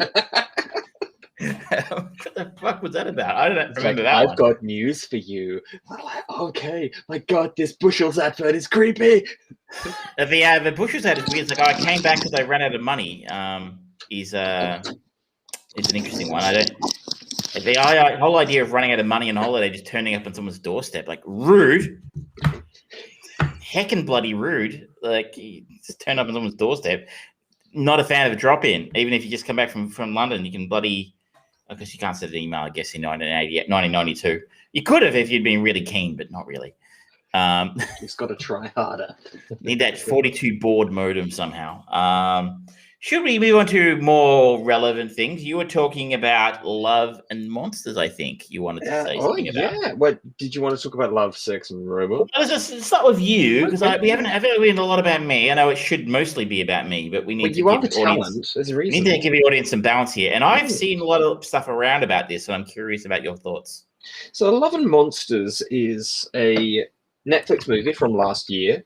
And it seems to be the poster boy genre type movie that Netflix wants to make. Very low budget with a couple of faces and names in it that you'll recognize. Not too much of a budget or anything like that, but doing a bit of that more typical genre fare of sci-fi, horror, comedy, those kinds of areas. So this is for the uninitiated. 7 years after the monster apocalypse, Joel Dawson, played by Dylan O'Brien, along with the rest of humanity, has been living underground ever since giant creatures took control of the land. After reconnecting over radio with his high school girlfriend, Amy, played by Jessica Henwick, who was the breakout star of Iron Fist, who is now 80 miles away at a coastal colony, Joel begins to fall for her again. As Joel realizes there's nothing left for him underground, he decides against all logic to venture out to Amy, despite all the dangerous monsters that stand in his way. The fun-filled, action-packed adventure also stars Michael Rooker and Ariana Greenblatt. I don't know Ariana Greenblatt, but of course Michael Rooker, best known for his work in James Gunn's films, basically. Yes. Guardians of the Galaxy is probably where most people are going to know him from. I'm Mary Poppins, y'all. Mary Poppins guy. I can't remember his character's name now. And you're right, Jessica Henwick was really good in Iron Fist. I had completely forgotten about that. I kind of blacked that series out of my memory because it was so bad, but she was good in that. So what did you make of this? It's got a very high rating on IMDb. Yeah, so it's sitting at a 7, 63 on Metacritic. I think that's more or less where it should be because it doesn't try to really do anything new. I do appreciate there is a bizarre certain level of fallout to it. The fact that they're living in colonies underground and it's like they go out and there's mutant insects and creatures now roaming the land. The creature design is quite cool, quite interesting. It's generally based off of just your standard insects, but just kind of giganticized and just slightly mutated. Much in a similar kind of vein as a lot of this type of movie that particularly that Netflix likes to do with there was a movie by MCG on Netflix called The Babysitter about a group of people who decide that they're going to do they're going to use the kids that they babysit for to as sacrifices and stuff. And there's this kind of like hand-drawn kind of Spider-Man Homecoming style retelling. Like the character of Joel, played by Dylan O'Brien, he is a bit of an artist and he's making like this guide to surviving the monster apocalypse as he goes to reach Amy. And it just kind of very flick book-esque kind of goes through why this has happened. And it's actually quite charming. He is quite a nice guy. He's a pleasant guy to watch. He's endearing. He's not too annoying, but there is a little element of annoying, but it's purposeful for the character development that he goes through. That is something that doesn't really happen in Army of the Dead. He does go through a nice journey, and it is all logical, and the interactions that he has with people, and there's this really nice little scene. It's a nighttime scene. It's really quite lovely shot, directed by Michael Matthews, who I don't know any of his work. He's done a movie called Five Fingers for Marseille. Very little, basically. Yeah, very, very little. Certainly nothing that seems to show like aptitude or previous experience working with CGI, and he does it quite nicely. Like there's some action sequences in it that are both comical and chilling. This particular scene that I'm thinking of, it's done at nighttime, and it's like this rundown, overgrown little location, and he finds a slowly dying robot aid. Like there's this entity that can kind of still connect to a bit of like what's left of the internet, I guess, and he's just having this really nice heart-to-heart, like he's not been able to have with anyone else, because everyone, as he introduces the movie and introduces his life, everyone in the colony has a job to do, and he's like, yeah, I'm the cook. I do really good things with baked beans, and it's like, yeah, he's kind of the lame duck of this group, and he's trying to be useful. And so he's never really built up a relationship with anyone, and he manages to get it with this. And it's just a really nice little scene that is just heartfelt and beautifully shot. It just looks really lovely. It's really well played. It's nicely written. It's a little bit sappy, but it's overall earned at that point, I think. As he's traveling, he meets the characters of Clyde, played by Michael Rooker, and Minnow, who's Ariana Greenblatt. And they are kind of people that just seem to successfully live off the land, and they kind of do a little bit of training and teaching him how to kind of just survive, basically, because he hooks up with them for a certain amount of time, and then he branches off. It works nicely. Just everything about it is pretty good. I mean, it's when he gets to this other colony, everything kind of goes in. Seen this a few times, like the character plot twists and things like that. It's like, yeah, that was gonna be kind of obvious, but it's still kind of enjoyable. Every character is enjoyable to watch. Even I'm not sure if he's actually Australian. Oh, he is. He's from Manly, New South Wales. Dan Ewing. He plays the character Cap. And he's like the captain of a ship that's docked near where Amy's colony is, and he's a charlatan. I'm not gonna lie, I'm not gonna even bother with the spoilers. But he plays it nicely, he plays it well, and the way that he utilizes the people and things, it's like, okay, that's kind of cool. It's obvious, but it still works well. So I think sitting at a 7.5 is probably quite fair for this. This is a good movie to just sit back and just not really think about, but at the same time, it's enjoyable. It's a better than a lot of the Netflix movies that come out. It's the style of movie that is very open. It's not aggressively violent or vicious language or anything like that. It's quite open. Not for young kids, but for like 13-year-olds and upwards, they'd probably really love this, because it's got a bit of a love story. The protagonists are supposed to be sort of like 22-ish, something like that. So, they've grown up in a world where they've not had an opportunity to be young kids, and they've had this pressure put on them. So their kind of development and understanding is like, okay, that's a little different. It's a well done piece, and it's only an hour and 50 minutes long, and it doesn't feel like it. It uses that time well. That's what you want. This is the opposite of Army of the Dead. Yeah, absolutely. But it plays it well. It uses the environment and to tell story as well as to inform the story. It's not just kind of exposition dump, character reaction, exposition dump, character reaction. There is a back and forth between it, and it makes organic sense. This is not trying to tell the most complex story in the world. This is not War and Peace. This is nothing like that. It is just trying to tell the story of a boy wanting to meet a girl in a monster apocalypse. And it does that. It does what it sets out to do, and it does it well. That's what it says in the box. Yeah. So and interestingly, shot in Australia. We should explain the presence of a few Australian actors in here. But yeah, it's really charming. That's it. That sounds like a vote of confidence. Yeah, I actually really quite enjoyed it, and I'm so as a cynical curmudgeon. Yes. Would you recommend it to me?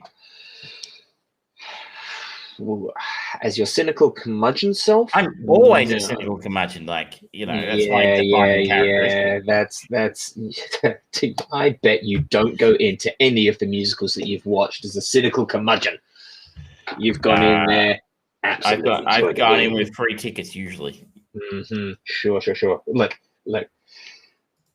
free tickets are one thing, but you have done this for musicals many times. I would say it's worth giving it a try. If you don't like the first 15 minutes of it, bounce, because it sets its kind of tone and style very early, and it just like, yep, this is the kind of thing we're going for. A little bit of a peak, a little bit of a trough here and there, but nothing egregious. If you don't like it after 15 minutes, just bounce. There you go. Love and Monsters. And talking about love, let's go on to Love, Death and Robots, not Love, Sex and Robots. And Robots, what George called it in the intro, which is a completely different series. And I've heard, I wouldn't know where to find that kind of thing. I've just, there were some kids behind the shelter sheds and they were smoking. It's called the internet. The internet. Oh, well, I mean, they surely better.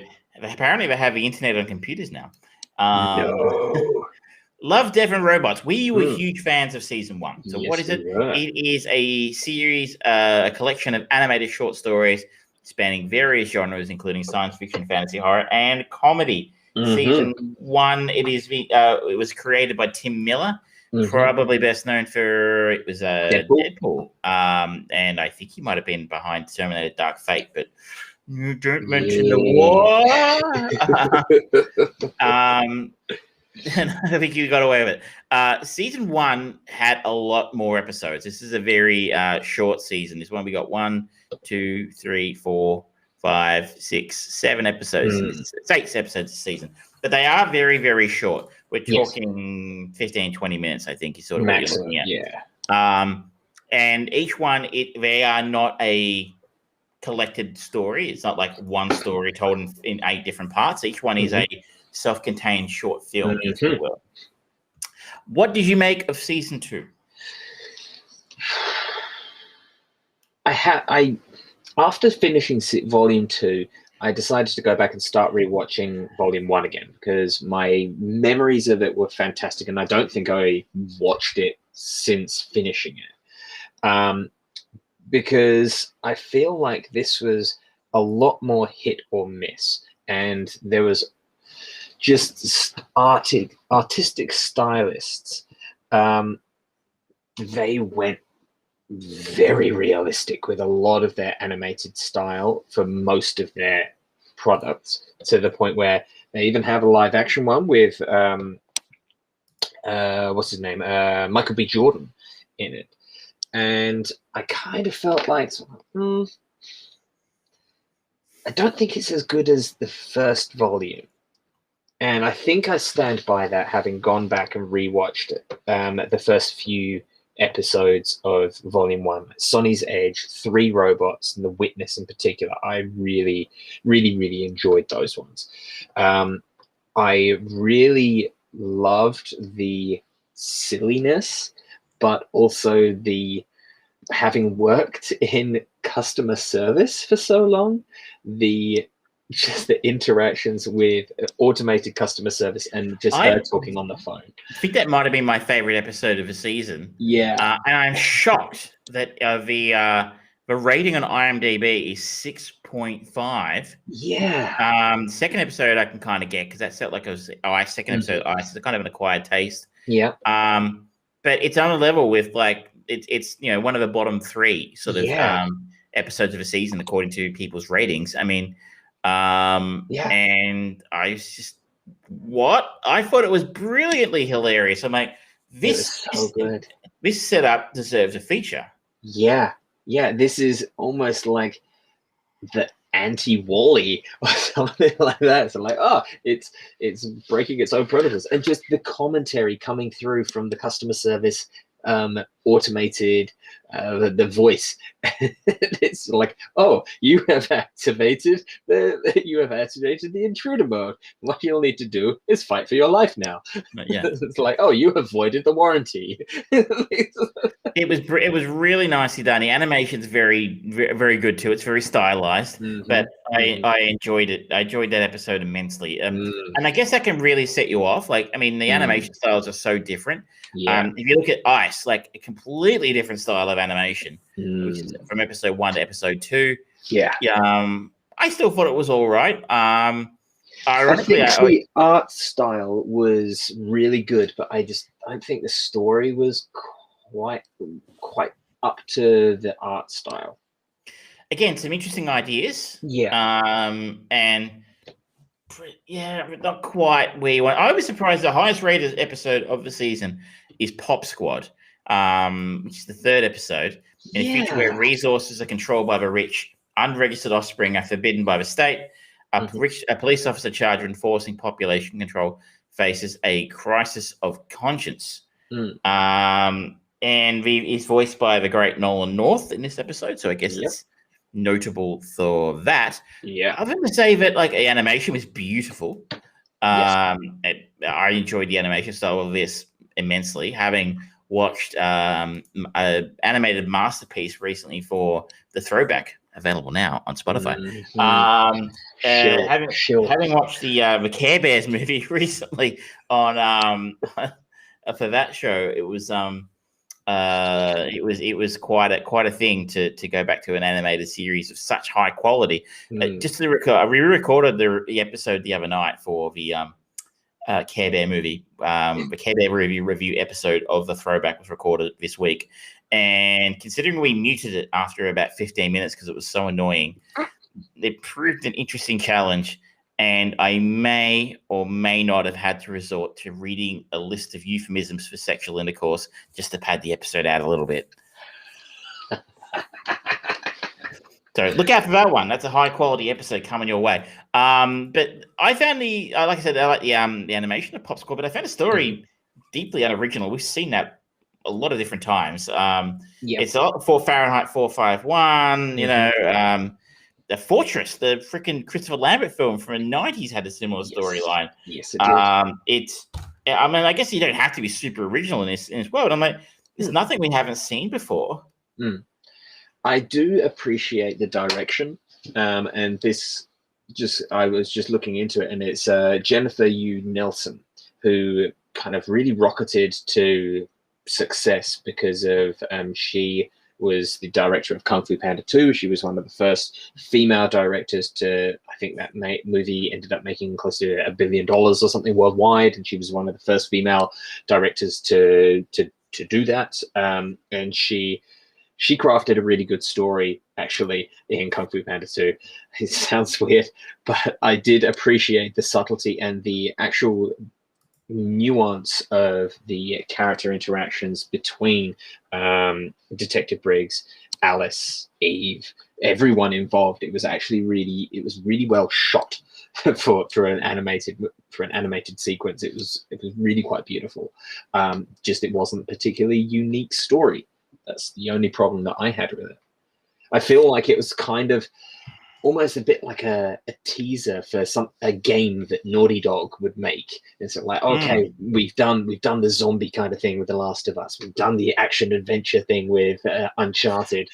Let's do dystopia Yeah, let's do a sci-fi dystopia, and it looked like a lot of the stuff that you get in Last of Us 2. That kind of really beautiful kind of borderline uncanny valley kind of feel with the animation of the people, but it was like, wow, this is a fully rich, realized world. They have put everything onto this world and onto the screen. I could see all that, but I guess I just didn't. It was fine. It was good. It was certainly a good, solid episode, and certainly probably in the upper third of it. It's like, I don't know, it's fine. I guess I've seen it. So I preferred. I think probably my highlight of the series was the tall grass. That was pretty damn freaking pretty good, creepy. actually. It did remind me of a Stephen King movie about a bunch of people who got stuck in the grass that I can't remember the name of, which we were reading the show last year, I think. But it had a kind of a Lovecraftian sort of vibe to it. It was. I just loved the animation was really cool because it was almost when everything was frozen. If you were to just pause it, it looked like cel-shaded artwork. It was just beautiful, and the story, it was so Lovecraftian. After Lovecraft Country, I went and I listened to tons of Lovecraft short stories, and this is quintessential Lovecraft style.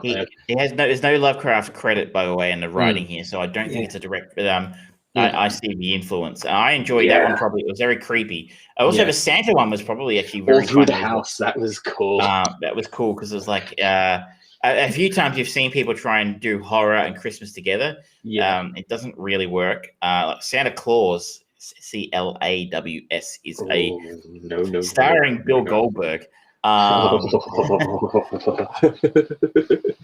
yeah, I just loved that whole thing because it just flowed so naturally, and the ending was just perfect. It's just the kids lying in bed. It's like, what would have happened if we were not good? It's just the perfect way to end it. I really enjoy short films, and I'm so glad they're getting a run here. And I'm with you. I think season 1 was probably better, but I still think this is good. Yes. Very good. Yes. I kind of wish it had been longer. Yeah. But you know, I guess maybe we can blame the unknown virus of unspecified origin for that. But I enjoy the way that someone can tell a really fully fleshed out story in 10 minutes. When we just went through a 2.5-hour story a little while ago, and he didn't come close to telling a fully fleshed out story in it. And that kind of, I feel like that shortness where sorry, mate, you've got 15 minutes to tell this story. And it costs $1 million a second or something stupid. I don't know, like $1 million a minute or something to tell your story because you're using very expensive animation computers here. Like, you know, that imposes a degree of discipline on someone to tell your story in a particular fashion that gets to the point. And disciplined and, you know, talented. It was I can't think of the exact word.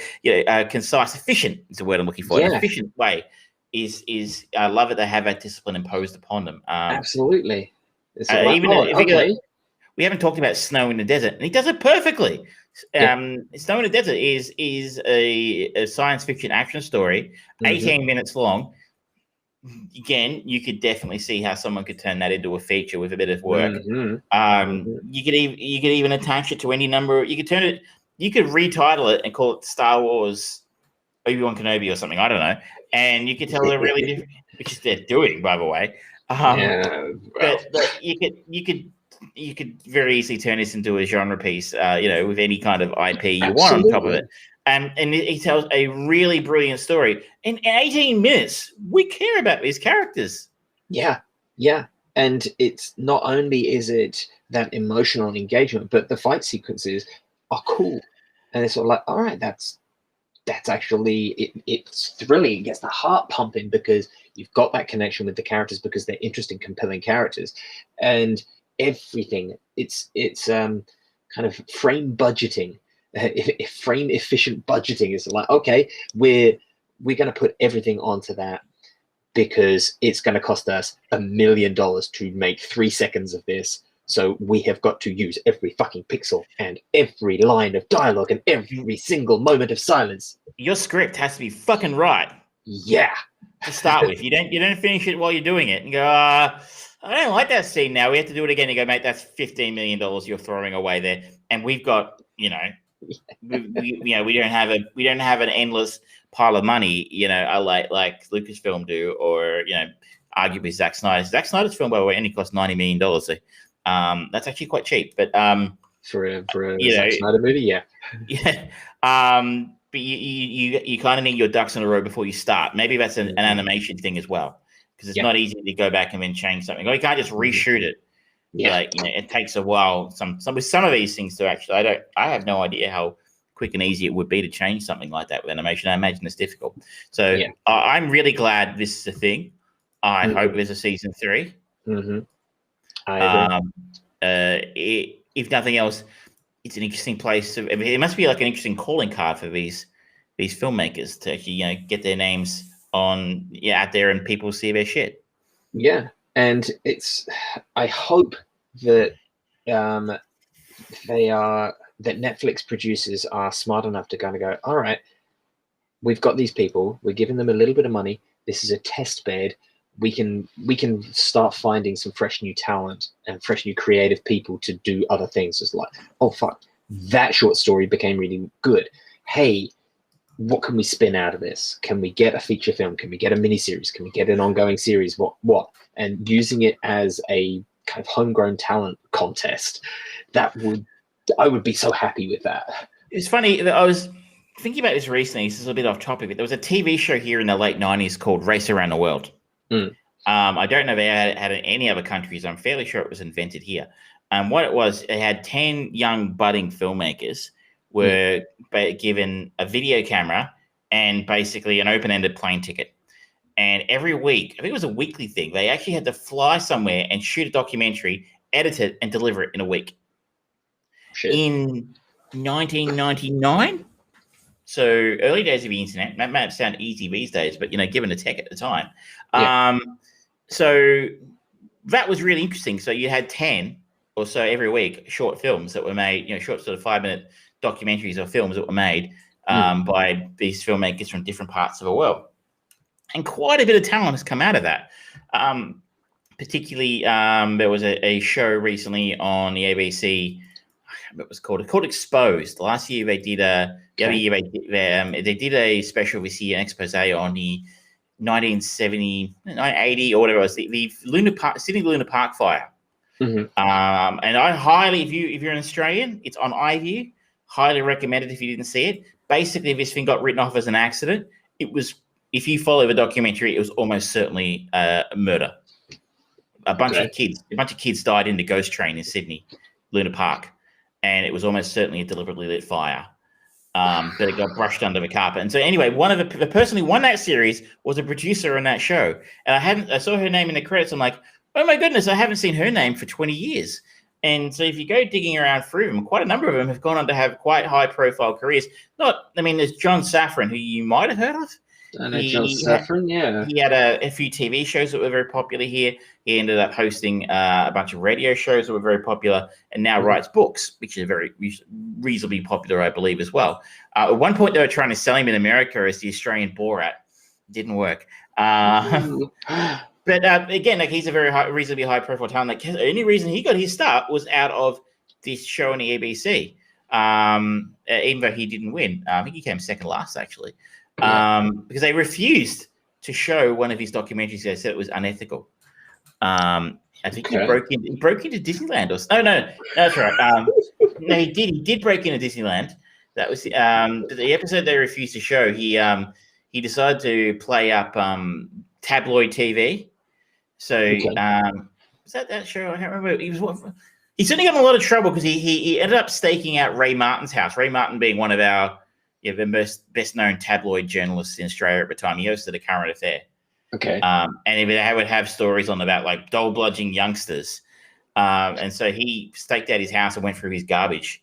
And he got in a lot of trouble for that. But anyway, he didn't win. But it was sorry, I'm a long way off topic, but it goes to show something like that, a little TV show from 20 years ago has discovered and given a kickstart to a lot of talent. Yeah. So a show like this could do the same. And if anyone from Netflix listening, please, pretty please, I would like a free robot series now, please. Yep. I also think it's a great possibility for established directors to play in a new medium. For example, I would actually be interested to see Zack Snyder take on one of these because he's done animation before, Legend of Ga'Hoole, which is generally well received, but that time economy and it's going, okay, you've only got 18 minutes to tell your story. That's it. Do it or done.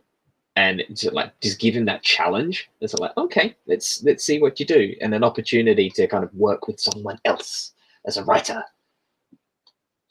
I think that might teach him a few things. I'd not hold my breath. He's going to do animation. Like I said, apparently you're playing an anime series based on Army of the Dead. So, I think it's going to be like 4 hours long and lots of slow mo. Jokes on us. Everything has been slow-mo. Oh, maybe that's how Army of the Dead should be watched in half speed. Good Lord. Well, that'd be the director's cut. I think I posted it on Facebook. Is there going to be a Snyder cut of this film? Because this cut sucks. I think it's I think it's well worth it if you have Netflix and you haven't watched season 1 and 2. You've got a treat. You can burn it all in an afternoon, easy. Yep. And that's the annoying part because it takes forever to make, but it's quality stuff. I enjoyed it immensely. Yeah. Now the series as a whole. Sorry. Yeah. Now I want you to tell me about A Quiet Place 2. Yes, I went to the cinema on Saturday night, and I didn't realize until I jumped onto the website and bought my ticket. It was $5 night. It was basically a $5 week at the Kino in the city here. And apparently everybody else was on board with this thing except me, because it was chock-a-block. It was full, or almost full. We were talking before we went on there. It wasn't endgame full. Like endgame full was where you and I were literally in the front row, like this. Yep. And it was literally you couldn't get not a spare seat in a cinema in the entire city to see that film, but it was pretty full. The first couple of rows were empty, but it was as busy as a cinema as I've seen since COVID kind of shut us all down. And you made a good point. There's not been a lot of films since then that kind of draw that audience in. So I feel like a $5 movie night plus a fairly fondly remembered first film is doing it. Doing it here. And I think we opened well before the States on this one, so we got ahead of them. Quiet Place 2, which follows on from, funnily enough, A Quiet Place. the John Krasinski directed, written, starring sci-fi thriller, drama, horror film. It's all those sorts of things. Yep. Caveat to begin with. I saw A Quiet Place. When did that come out? 2018? Probably. 2018. Yeah. I saw it after it came out. It didn't blow my mind. I thought it was fine. It was fine. Surprising to see John Krasinski pop up in these little places instead of WandaVision, which is what I was tipping. Miss Fox and Bing knows what I'm talking about. We were tipping John Krasinski as Mr. Fantastic, but he is in the Marvel Universe apparently. But it didn't blow me away, and I haven't really thought about it since. Yeah. This film basically starts off the opening sort of a preamble of this film, for want of a better term, is basically the start of the spoilers for the first film here, by the way, people. The start of the alien invasion that the first film. Very enduring during the first film. We learn about what it looked like, and we see John Krasinski and co. With the alien spaceships landing and cool shit happening, and that's a cool start. But here's the problem: I completely forgotten what happened in the first film. Like I had completely erased it from my memory somehow. I remember there were aliens. I remember John Krasinski was in it, and everybody had to be quiet all the time because they could hear really well. The aliens are just librarians. Pretty much, come on and go, shh. Like that Ghost of Ghostbusters, the first one. But I had somehow completely blanked out the rest of his film from my memory. So again, if you haven't seen the first film and do not want to know anything about it, I'm going to tell some stuff. I just can't talk about this film without talking about the first one. 5, 4, 3, 2, 1. I'd completely forgotten that John Krasinski died in the first film. So, interestingly, the opening of this film is at a baseball game. John Krasinski's there watching his kid, and sitting right behind him, I'm like, is that Cillian Murphy? And I'm like, oh, it is Cillian Murphy. Is it pronounced Cillian or Cillian? I've never been quite sure. Cillian. Cillian. And I'm like, oh, okay. He's quite a big star to be in this film. He's obviously, he wasn't in the first one. Okay. It's weird. He's sort of just sitting behind him, and there's a couple of lines in the opening bit, and you're like, okay. He's obviously going to be a bit more of a character in this one because you don't have big stars like that and not just had cameos like that. And then we have the opening of a film, which is, as I said, the alien invasion and the beginning of John Krasinski and his family getting away. And that's pretty done nicely, except that then we cut, that's like, a flashback, and then we cut to the present day, if you will. And this film, the film after that picks up directly after what happened at the end of the first film. And I'm spending the next 10 minutes going, when are they going to bring John Krasinski back on screen? I wonder what he's doing when his family's running around doing all this shit. And very slowly started to realize, you wouldn't have. Did he die at the end of the first one? I still don't remember what happened at the end of the first one. I absolutely have no memory of it, other than just for context, you've kind of gone, oh, I guess he died at the end of the first one. No one seems very sad about that fact. But okay. Then the film basically goes on, and it very much serves up a lot more of what happened in the first one. I think you're going to have a much better time with this film if you remember what happened in the first one. So if you don't, maybe use a YouTube. Someone on YouTube probably has a catch up, or watch the film again, because the stuff that happens in this, they have a way, I guess, of fighting the monsters now, the aliens, which I think they must have figured out at the end of the first film. I don't remember because they just know it at the start of this film. They just start doing this thing, which gives them a way to damage or attack and fight them, the aliens. And it's by no means foolproof, but it's a way of taking, getting the game with them. And I'm like, I guess they just seem to know it. So I'm like, that must have been from the last film. And again, I just don't have any memory of it. So this all kind of put me offside a little bit. And I was kind of spending a lot of time trying to figure out how we got to here because I've forgotten. If you're not like me, you're probably going to be ahead of the game and go, oh, yeah, no, I'm enjoying this a lot more. Not that I wasn't enjoying it. It's fine. It's another basically, we're here, we need to get to there, and then we need to get from there to this to pick up this thing to do the other thing in order to get to the other place to do the thing. Oh, no, fetch quests. A little bit. It's a little bit like that. And there's lots of characters who are running upstairs instead of going out the back door, if you know what I mean. To use the Scream analogy. The characters who are doing stupid shit that they should never do and would probably never do, but the script needs them to do it so the movie can happen. Yeah. And so if you're easily annoyed by stupid film characters like I am, well, just be aware of it because, and it wasn't too bad. I mean, the kids in it are pretty good. They're the same ones from the first film. So we have Millicent Simmons playing Reagan and Noah Jupe playing Marcus. We have Emily Blunt again playing Evelyn, and yeah, she's fine. Yeah, the kids kind of seem like the kids seem to take more of a lead role here, along with Cillian Murphy, kind of stepping into John Krasinski's shoes a little. He doesn't play John Krasinski's character, but he's the male protagonist. Oh yes. They had that face-off scene at the end of the last film. But yeah, he steps up, and there's some interesting to see some. Speaking of people who don't actually like big names who just start but turn up and do stuff like Jimon Honsu. I'm probably pronouncing it. Jimon Hansu. He plays a character. He just pops up at the end of a film. You're like, oh, I know you. You're that guy. Who's in things. He's a familiar face. He's in Guardians of the Galaxy. He's in Gladiator. He was Papa Midnight and Constantine.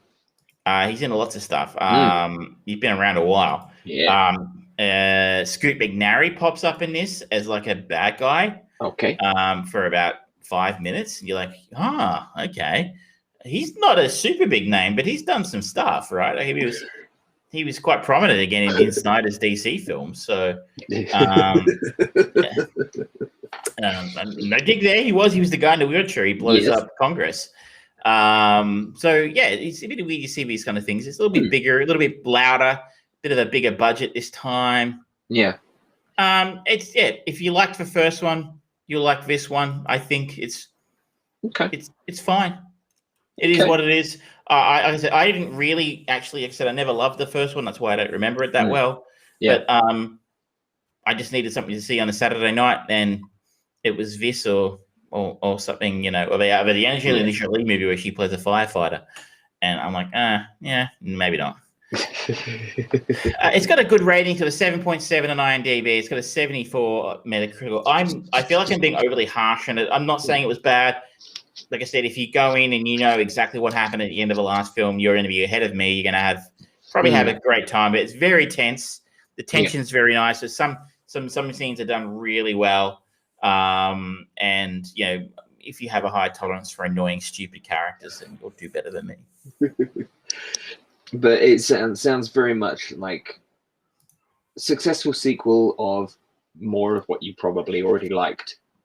Pretty much. I don't think Krasinski wanted to do a sequel until someone browbeat him into doing it. And yeah, most people, just what most sequels are, it's more of what was so successful last time. It's what people wanted. And, this isn't exactly, War and Peace or anything particularly meaningful. It's a science fiction horror film. Yeah. So, just do what you did last time with a bigger budget. In a slightly, just change the names, dates, and places. You're going to copy my homework. Just change it enough so people don't notice. Yeah. And it's okay. You're copying your own homework. It's fine. Exactly. It just does what it does, and it doesn't try to be anything it's not. It doesn't overstay its welcome. It's in there. It's hour 37 minutes, Mr. Snyder. It doesn't overstay its welcome. It knows exactly what it is, what it needs to do. It gets in, does it, gets out.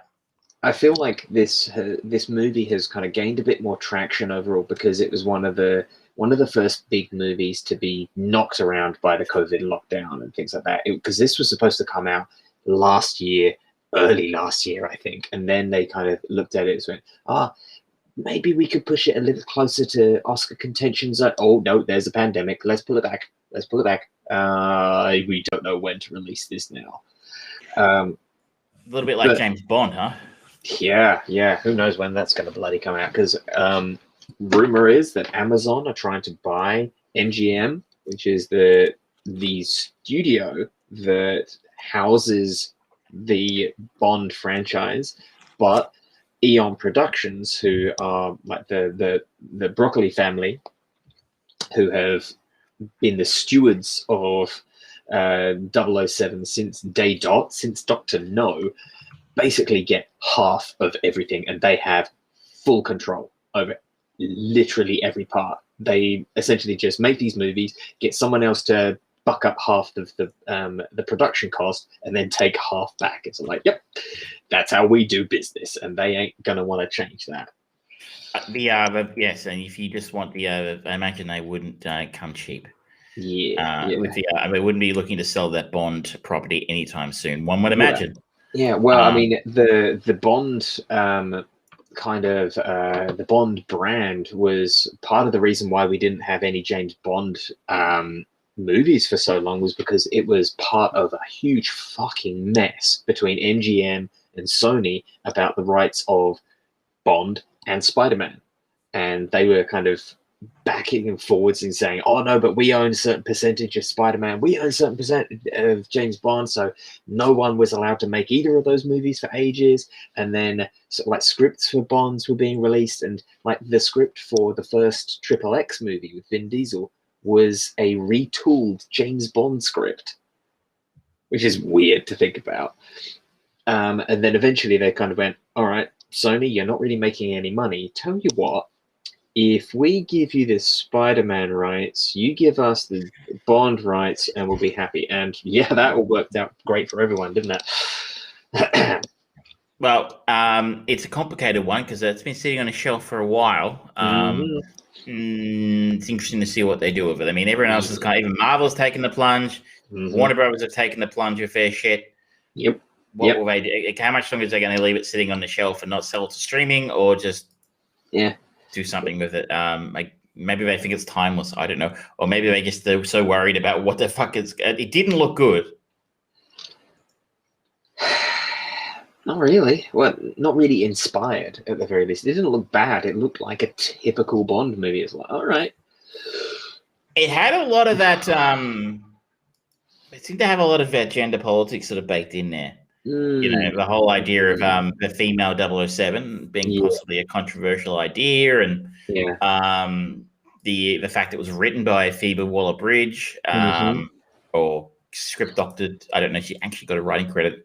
And she's kind of well known for that kind of putting an angle into film. So I think there are a few people. There's a lot of that's kind of, it's missed that its zeitgeist window of that, like, because of COVID and nothing being made. Like, Billie Eilish was one of the biggest names on the planet, and it's been a year and no one's really been able to do much. And it's like, I don't know. I don't really hear people yammering for Billie Eilish anywhere near as much as what they used to now. People have gone back to their old faithfuls, and like even though they are still incredibly relevant and important, the sort of like the feminist movements that we have had and the Me Too movements and everything like that, it's all kind of taken a backstage because a global pandemic happens. So it's like, oh, I wonder if this movie's going to feel strangely dated when it does come out. If it had come out when it was supposed to, would it have been more impactful and more socially conscious? But maybe, it's also got Remy Malek is in this as the bad guy, I think, from memory, and his kind of star has, I wouldn't say faded, but it's dulled a little bit considering Bohemian Rhapsody is quickly receding into our memories, and he hasn't done anything since Bohemian Rhapsody, but sticks out as it makes him a big star. Not to say we love Remy. We loved Mr. Robot. We were Remy fans before everyone else. I must say, I do enjoy the IMDb page for No Time to Die. Currently in the section that says box office, and we have a budget of $250 million estimated for this film, which is a lot for a Bond film, I would think. Yeah. Cumulative worldwide gross, $456.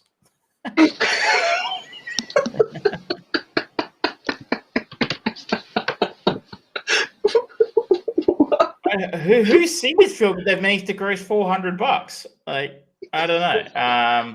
That doesn't even qualify for test screenings because they don't charge for those. Like, maybe they had a premiere somewhere and they just like made someone pick up a bar tab. They picked up Daniel Craig's bar tab or something, and they're like, "That'll do. We'll put that against the film." I think if it's just accidentally never gets released, that would technically make it the biggest bomb of all time. This is by the way, this film, according to IMDb, has a 2-hour, 43-minute runtime. It should be 15 minutes longer than in Army of the Dead, which felt very long, and it's almost a 3-hour. I don't have any. Like, I'm not a massive Bond fan, so maybe I'm not the right person to talk about this. I thought Skyfall was fine. I know everyone wet their pants about it. I thought it was fine. But I've never felt like Bond needed 3 hours. This is a message to all producers out there in the world. Don't push the time limit longer thinking, oh, it's going to make it more meaningful and important and socially conscious. No, just use the time you need to tell the story. Otherwise, you're sitting there going, well, Bond is still at the bar deciding if he wants it shaken or unshaken, because he has problems too. You are falling into fucking Ed Wood scenarios here, people. You can tell a nice, short, concise story. Love, death, and robots absolutely proves that point. All of the fucking Pixar animated shorts prove that. Just use your time. Use the time that you need to tell the story. And if it goes over 2 hours, then consider doing it as a fucking miniseries, please. In fairness, the 3 of his Bond films were around 2 hours 25, 2 hours 30. So Casino Royale, Skyfall, one of the other ones, Spectre, were all around the 2 hour, 22 and a half hour. Quantum of Solace was an hour 46. So this is around 15 minutes longer than any of the Bond films previously, which, I mean, I don't know what that's going to mean, but my goodness, I hope you've got one hell of a story if you need 2 hours and 43 minutes to tell it in. Yeah. Well, on that note, I think we're rounding out the show, and that's the end of it, ladies and gentlemen. Thank you so much for sticking with us for a packed show. We did talk a lot, actually. But this has been episode 114 of the Armchair Producers. We talked about our chain movie of the week, The Spanish Prisoner, and I have picked next week's chain movie, which is the 2001 Ridley Scott directed, David Mamet written Hannibal. We talked a little bit about the Eternals trailer. We talked about the Army of the Dead from Zack Snyder on Netflix. We had our sponsors from 1992. Thank you very much to them. We expect a check in the post. A cashier's check. Thank you very much. Or a postal order. Travel checks. Thank you. Travel checks. Thank you. Or a postal order. Thank you.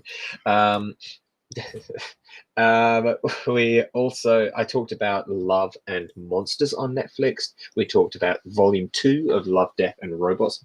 Not Love, Sex and Robots. That is a different thing. And Travis talked about A Quiet Place 2. So that has been our show for you, ladies and gentlemen. Thank you so much for joining us. Thank you, everyone who I saw a couple of people who are actually watching us live. Thank you very much. Don't forget to like and subscribe. Share. One of the downloaders, or one of the thousands and thousands of subscribers, you too can watch the show live. It's 7:30-ish Australian Eastern Standard Time. If that's no good for your you've got to be at the Moscow subway at that time of the morning. You can go back and watch episodes later on Twitch or the YouTubes. Some people I know have done that. I've managed to convince them. I actually had someone who interviewed me for a job. Just said, "Oh yes, I saw on your CV that you do a podcast, so I downloaded it and listened to it." Like, oh no! Leave that up for resume. Why did you do that? So yeah, if you like the visual side of things, and you can check us out that way. Jump on the Facebook page, like the Facebook page. Fried Brain is look for the Fried Brain. Fried Brain Productions on Facebook. Fried Brain Productions on Facebook. Twitch.tv/The Fried Brain on Twitch, where you can also actually subscribe to us and donate. You can use your Amazon Prime account. If you've got that linked to Twitch, you can use your Twitch Prime account to subscribe to us. Doesn't really do anything, but it's nice to show your support in some way, shape, or form. And yeah, youtube.com/Friedbrain Productions. And on that note, good night. Good night.